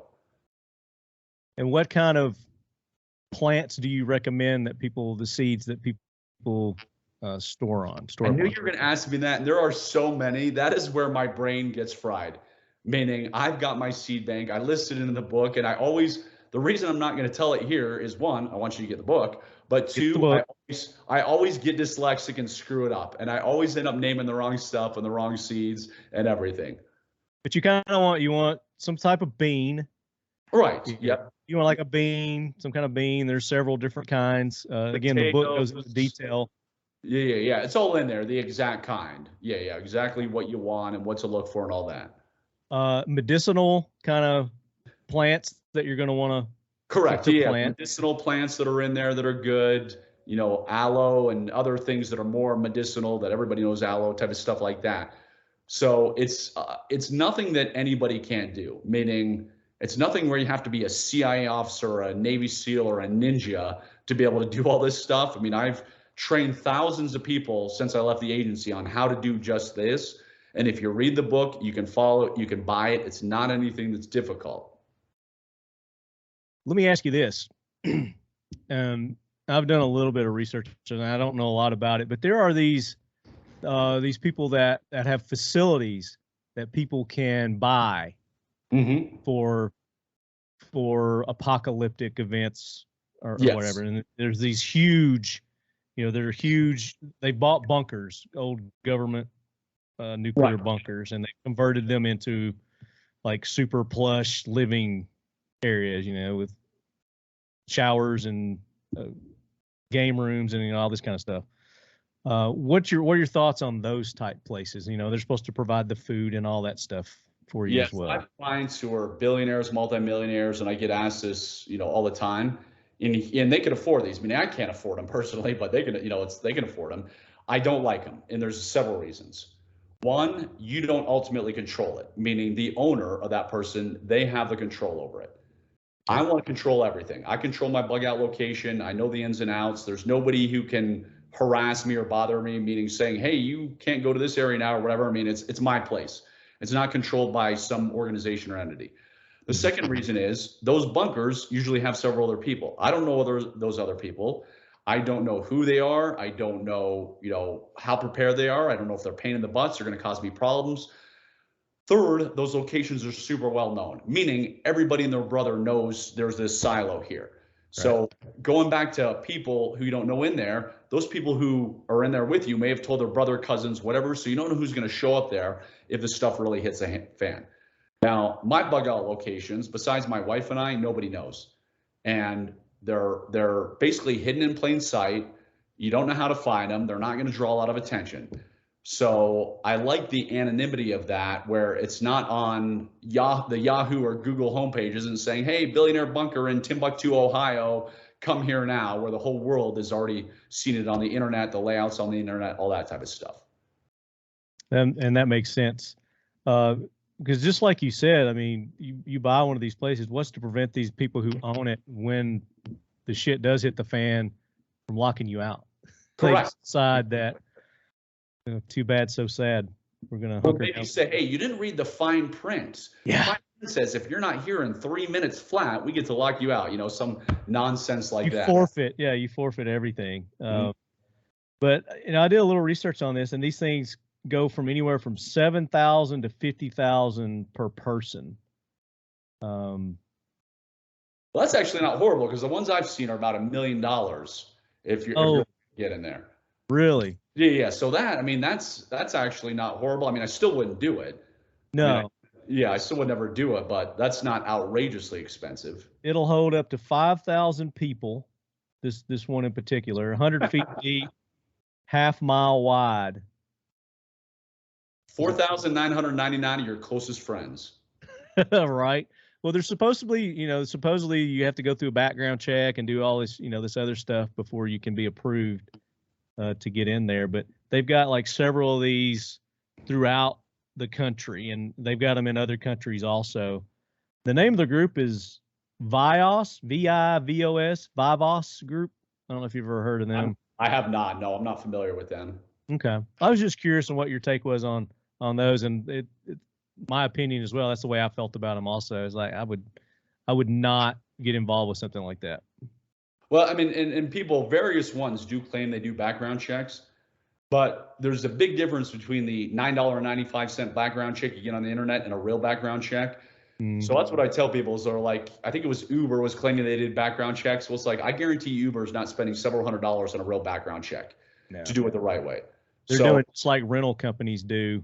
Right. Yeah. That is not thorough. That doesn't find a lot of info. So be careful. Find out what kind of background check somebody's doing, because it's probably the background check of, hey, if you have a pulse and a check, we'll background check you and take your money. And we don't care that you're a serial killer or sex offender. Exactly. Yeah. And then also I wanted to ask you this, is the government tracking preppers? Yes and yes. So the government, I'll put it this way.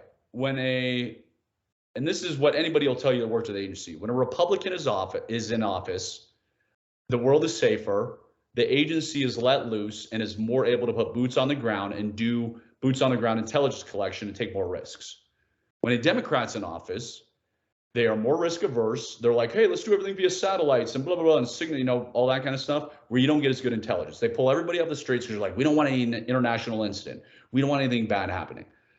And so the reason I bring that up is when a Republican's in office, things are better because they're like, yeah, who cares? What do we care about all these people buying guns? What do we care about all these people? When a Democrat's in office, they're like, hey, I want you to go to these food companies and try and get their seller list. I want you to go to all these companies that are selling guns and this and that and try and bully them. I want to know everything about these people. Now, and it's not a political thing, meaning it could be Republicans if they were the bad guys, but they're just not. The Republicans are the guys that are more laissez-faire and, hey, we don't care if you're, we support the Second Amendment. Right. So yeah, they're which is why you've got to, I'm going to give away a trick here. I shouldn't be giving away this trick, but I'm giving away a trick. All right. Finally. Okay, so a fellow, so my house, because I get a lot of death threats, and when I say a lot, a couple of years, so I guess it's not a lot, but I get death threats. I mean, that's the fact that you're getting death threats is, pretty bad. Well, I get nut jobs who hate the fact that I work for the CIA, or they hate the fact that I'm promoting the Second Amendment and preparedness. So I get death threats. So my house is not owned by me. You can't find it. My house is owned in an LLC, wrapped in a trust, and I never have any mail come to my house. Mail goes to various UPS stores and PO boxes and all that. So you can't find my house, right? And a buddy of mine who works for the FBI years ago was coming to visit me, and he was like, just tell me where to pick you up. I said, I don't give my address out to anybody. I don't put it down anything. And he was like, all right, I'll find you. Well, he called me annoyed and was like, all right, I couldn't find your address. Just meet me at the restaurant. And that's what I want.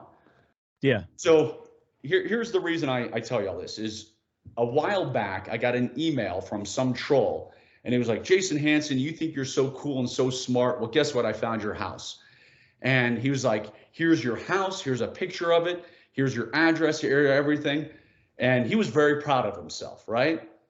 And so I didn't even respond. I don't respond to troll emails, but I just laughed because he hadn't found my house. He hadn't found anything, but I control what I put out there. And that's the important thing you got to know is what is out there, how do you control it, and you have to look normal. So the reason I say all that is I have things people don't know about. As I mentioned earlier, I have guns that don't exist, but also I have plenty of guns I bought through an FFL that I have paper trails. Sure. So if you look totally off the radar and bizarre, that draws more attention. So I have things that make me look like I'm living a normal human life, normal wife and 6 kids that I want people to see. That when people Google me or they run a background check on me, because I have clients who do run thorough background checks, and they're like, Jason, we can see you live here and live here and da-da-da. And guess what? That's all I control. I don't live in any of those places. That's what I want you to see. But it makes me look normal when you run a background check, because you can see, hey, Jason Hanson lives at ABC Street in Cedar City, Utah. No, I don't. So now, is that something that you lay out in one of your books on how to do that? That is a totally separate privacy consulting. And I can't go into, that's the book that lays that out the closest without people having to pay a small fortune is called Escape the Surveillance State. And I'm pretty sure it's on the spybriefinggear.com website. Okay. But yeah, if you want, and it may not be there, I'm pretty sure I put it up there. If not, I'll put it up there very soon. But if you go to Escape the Surveillance State, I put a tremendous amount of info on how to do it. But a lot of the people pay me for a day of privacy consulting where I'm like, here's how to make you look normal. Here's how to hide all your stuff. But if you don't look like a regular Joe, that draws more attention, which is why you've got to look like a regular Joe on the outside. Right.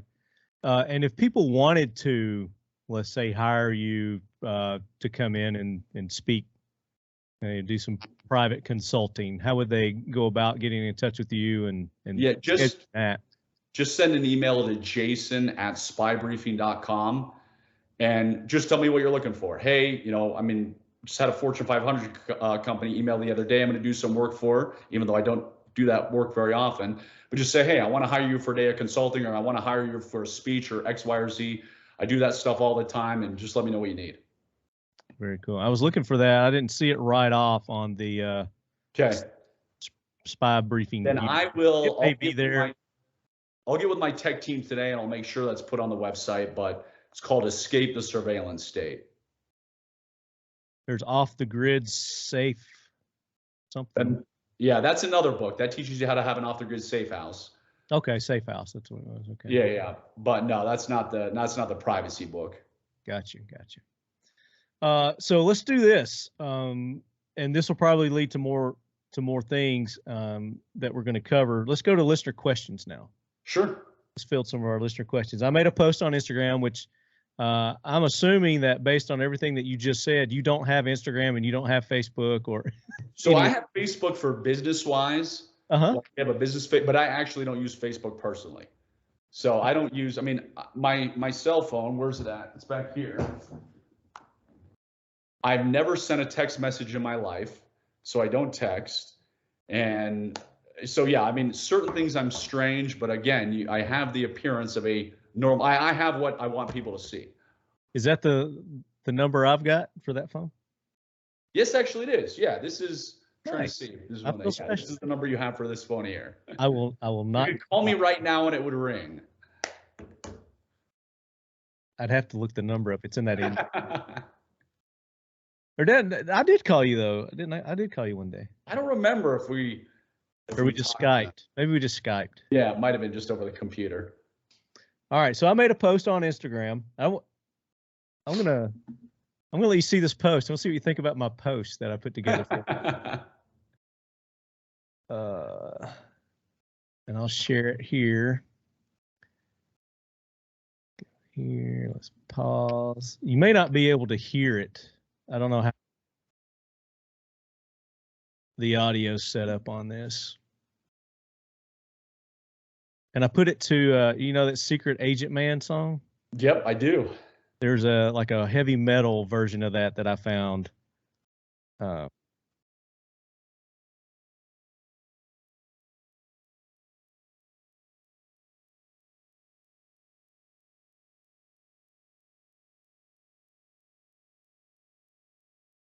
So are you hearing the music, Lefty?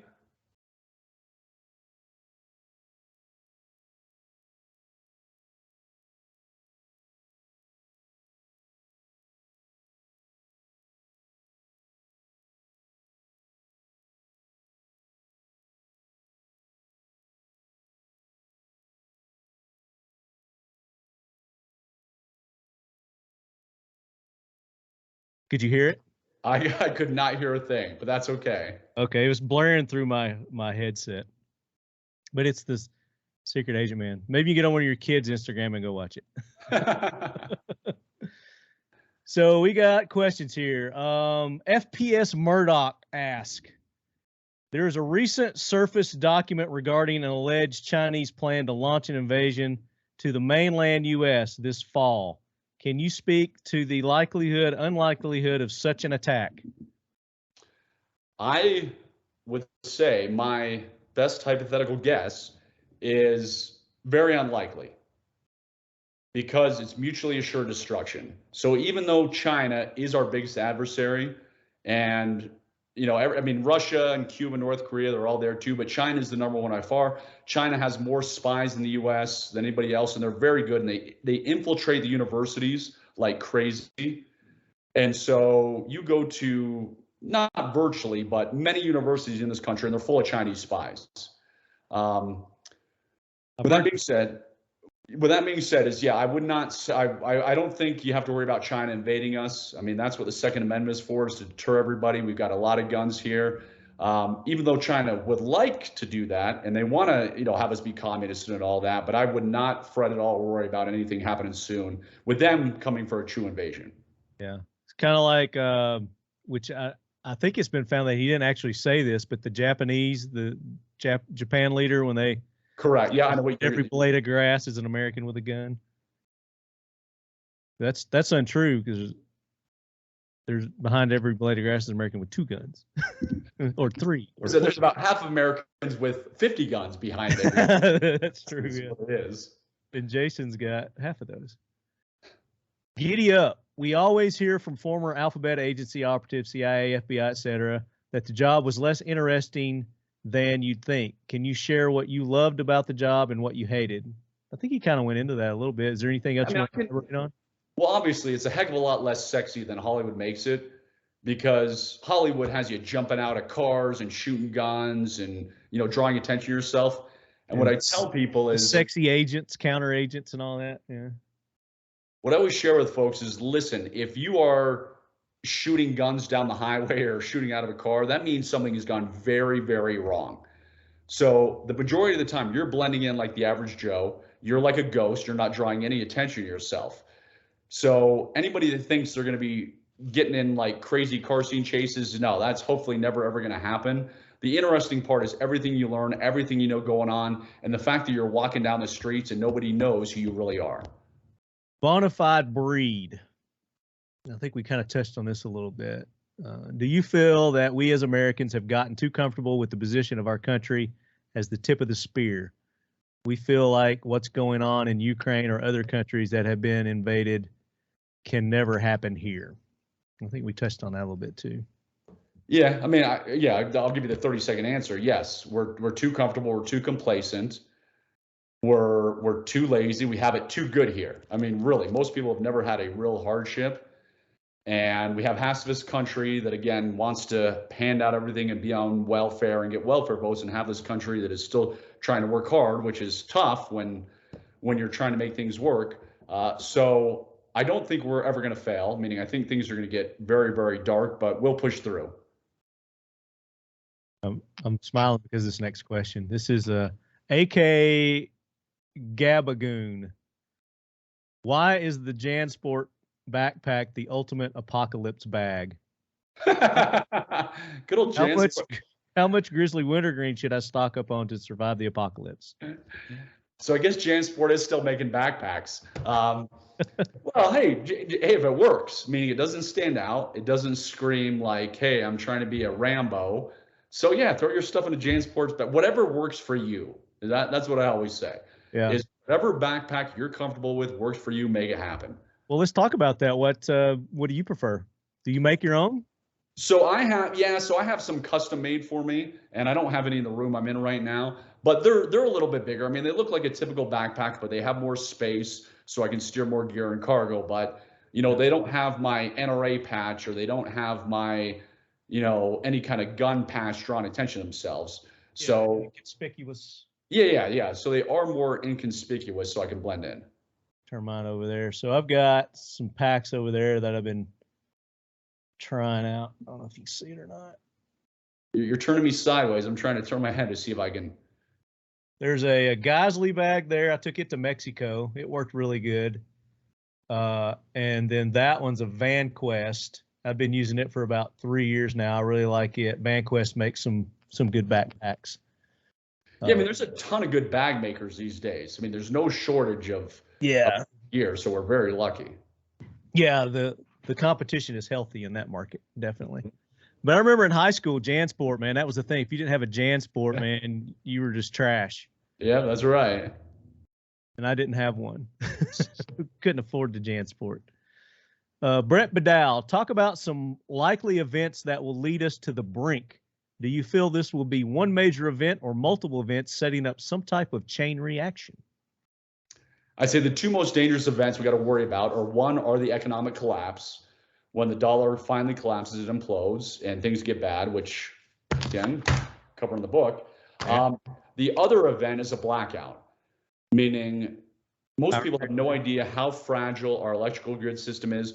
Most people have no idea how many foreign countries are trying to shut down our electrical grid. Without giving anything away, I can tell you instances where just by the nick of time, the intelligence community thwarted a huge blackout in this country. I've heard that. What happens a lot is they do probing, meaning you'll hear somewhere, let's just say in Tennessee, oh, this small municipal facility in Tennessee got hacked, but we picked it up and it was somewhere overseas. Well, that's what's called probing, meaning they go in there, they leave a trail, they want to see how you fix it. That way they know how to overcome that fix next time. And so they go and probe all these various facilities in small towns throughout the US and counties. And then when they want to do the big attack, they know how to hit it hard. So there's a lot of probing going on right now in the country, and a blackout is absolutely something people need to be prepared for. This is a good question here. Arms of Acadia. After shit hits the fan, we'll need a way to share information efficiently, and the internet as we know it will be offline. Are you familiar with mesh WANs to create a local internet for a community? I'd love to chat more about this. My background is information security, so InfoSpec post shit hits the fan is interesting. So yes, I know what it is, but no, it's not my expertise. Meaning I have guys that are much more tech savvy than me who can, former buddies from the agency who are just amazing technical wizards, and they put this stuff together. Of course I've got my Baofeng radios and all that, but I also have pieces of paper and my markers, meaning a good Sharpie or Inksol marker, because you're going to need to leave notes where, hey, honey, I just had to leave here, and you have a code, so you don't tell them exactly where you're going, but be here at 4 p.m. So have tape, have pieces of paper, and have good markers that you can write in the rain. Right in the rain, exactly, because that's going to be the very important mode of communication. Yeah, definitely. Jesse Bedell, how did the CIA change your outlook, and do you think it was a good thing or bad thing? I guess maybe your outlook on America. Yeah. I don't know exactly what. It gave me a healthy paranoia.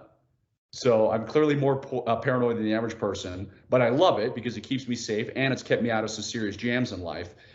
And my outlook is good because there are some amazing men and women with the CIA. I mean, these are true patriots in every sense of the word. So we have amazing people still watching out for us and doing good work. And that's what makes me very confident and comfortable. AKM Archer, is there truly such a thing as former CIA? Yes, there is. Yes, there is. So I left on great terms with the agency. I love those guys. They said when I left, hey, if you want to come back.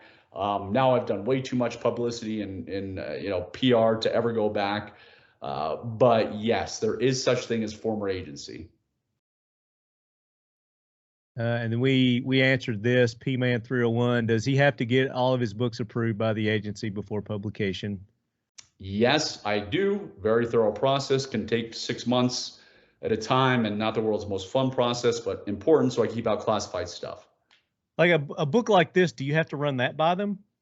So this book, how do I say this? Because it's not got anything to do with the CIA. Right. Yeah, this book, if there's nothing in there classified, it's when my book, Spy Secrets, like this book, no, because this book doesn't have anything in there at all. There's no sources, no methods, nothing close. But like the Spy Secrets Can Save Your Life or Survive Like a Spy, I told specific agency stories, that kind of stuff, and that one definitely has to get run through the publications review board. Yeah. Do you just run them all through there just to make sure?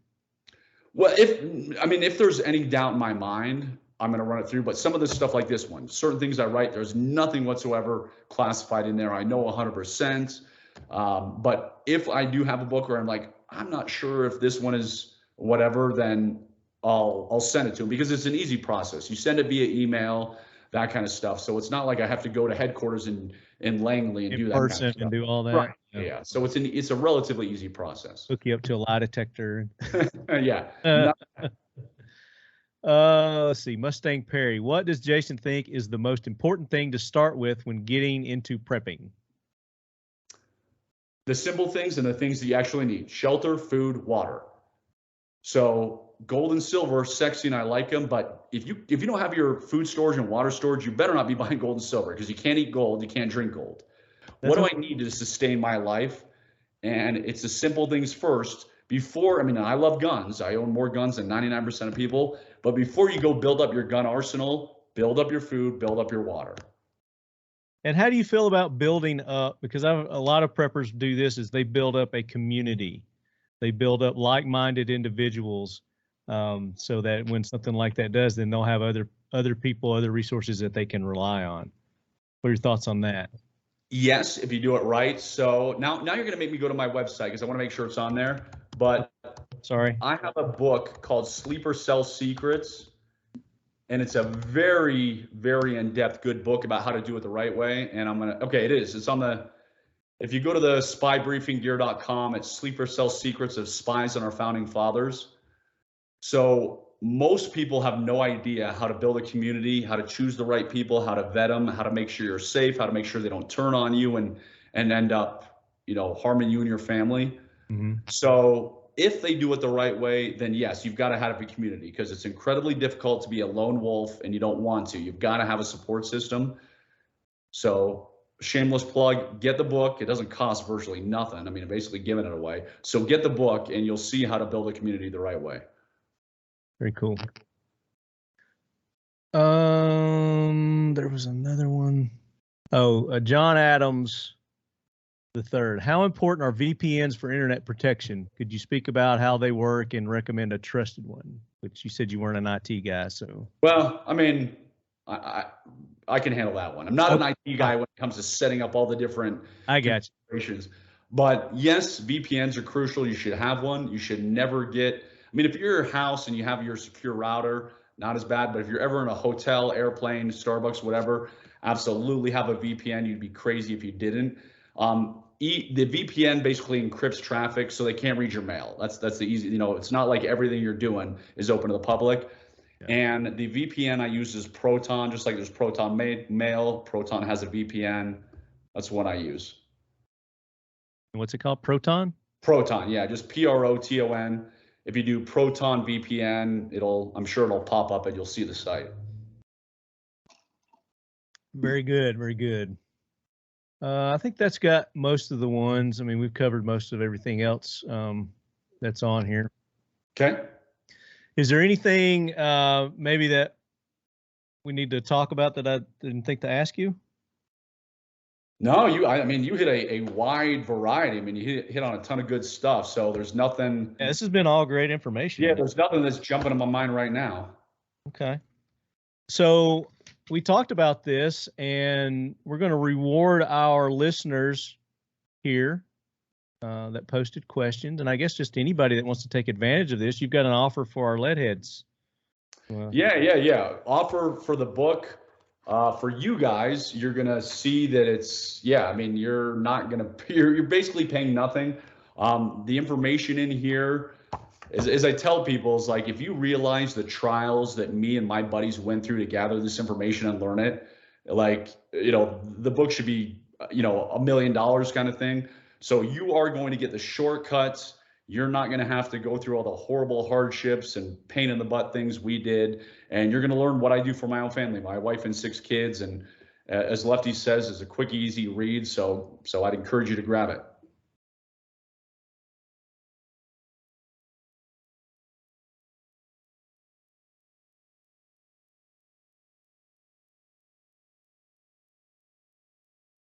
So all you guys are going to have to do is just pay for the shipping and handling, and you get the book free. Yes. Yeah. So yeah.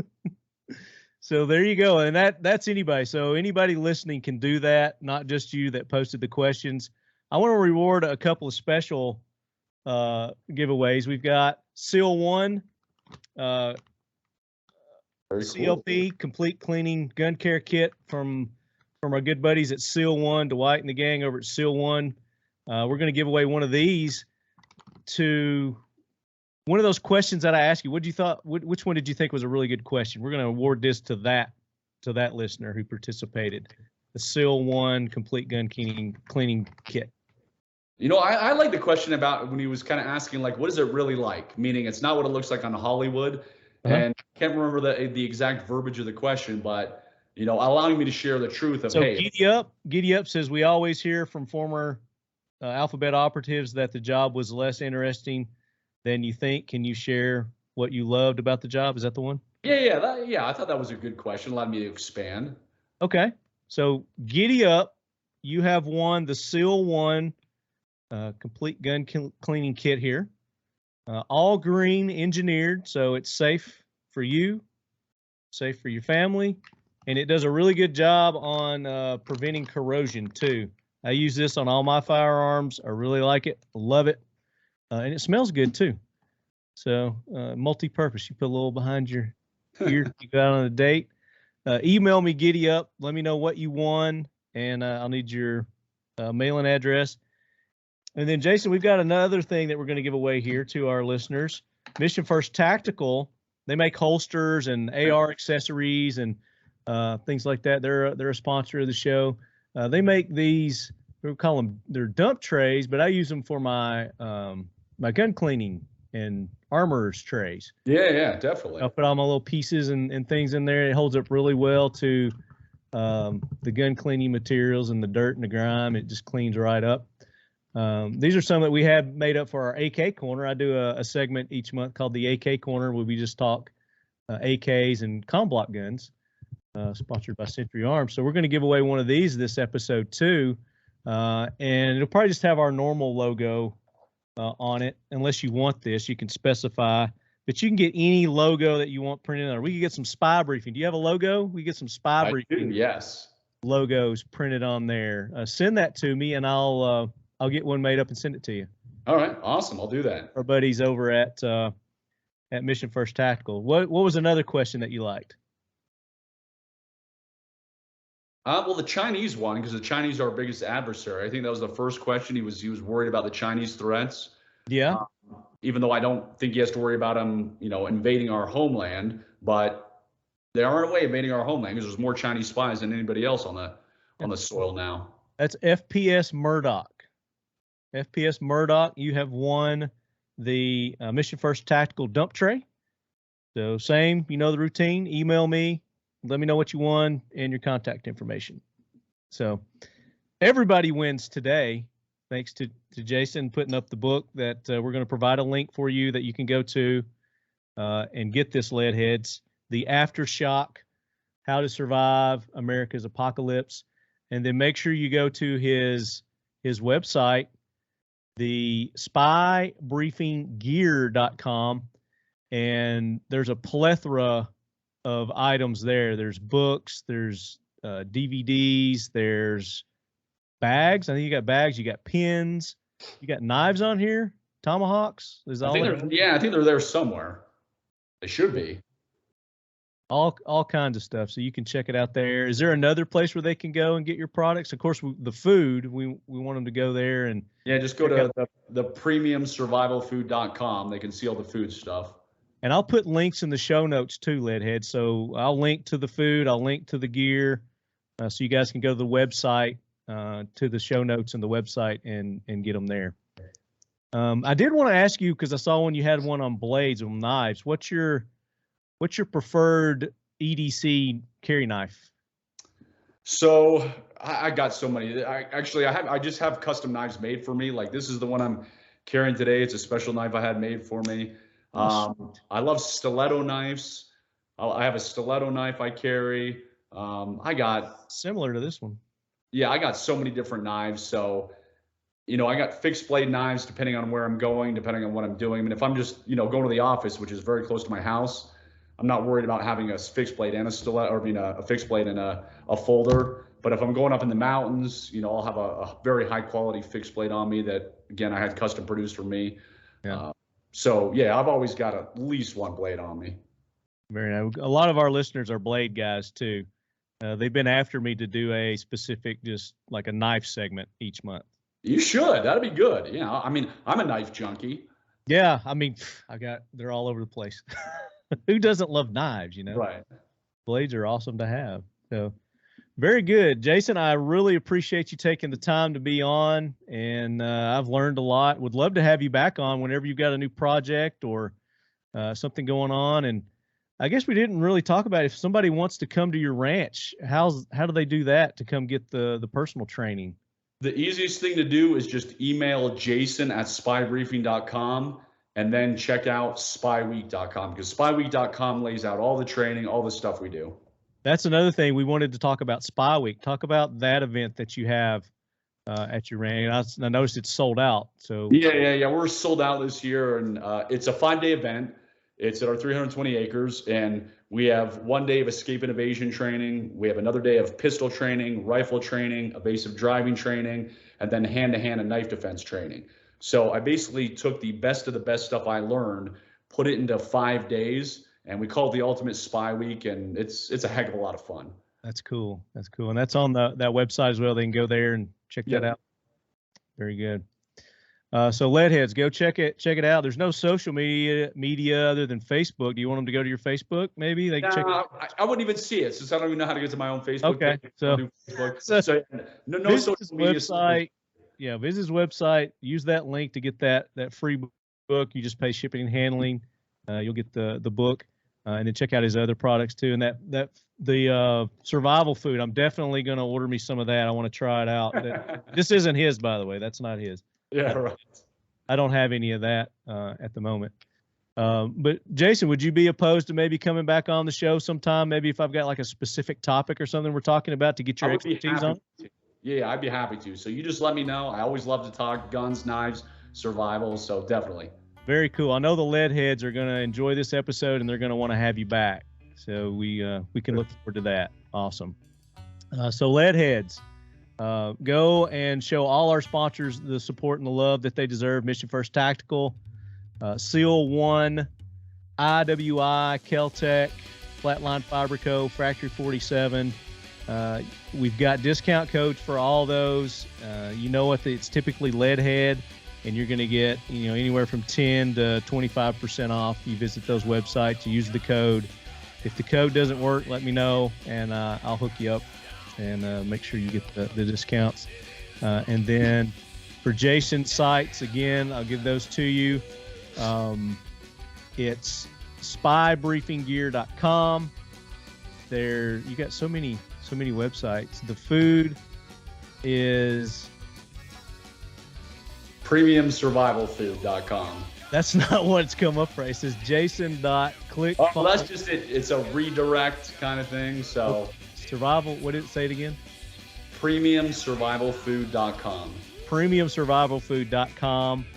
And it's got a great breakdown of all the ingredients, the reasons why, the benefits, the tests that he's got on there, those videos that we were talking about. I think you've got links to, here's one of the flashlight test right here. Very cool stuff. And then the email that they want to get in touch with you one more time is jason@spybriefing.com. There you go.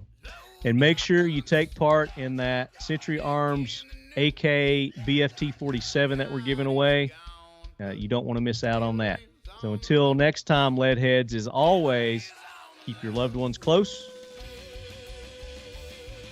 Did you not get that email? What am I supposed to say? And your firearms closer, and make sure you're prepared for the coming collapse. Okay. Yeah, that was great. I really enjoyed that.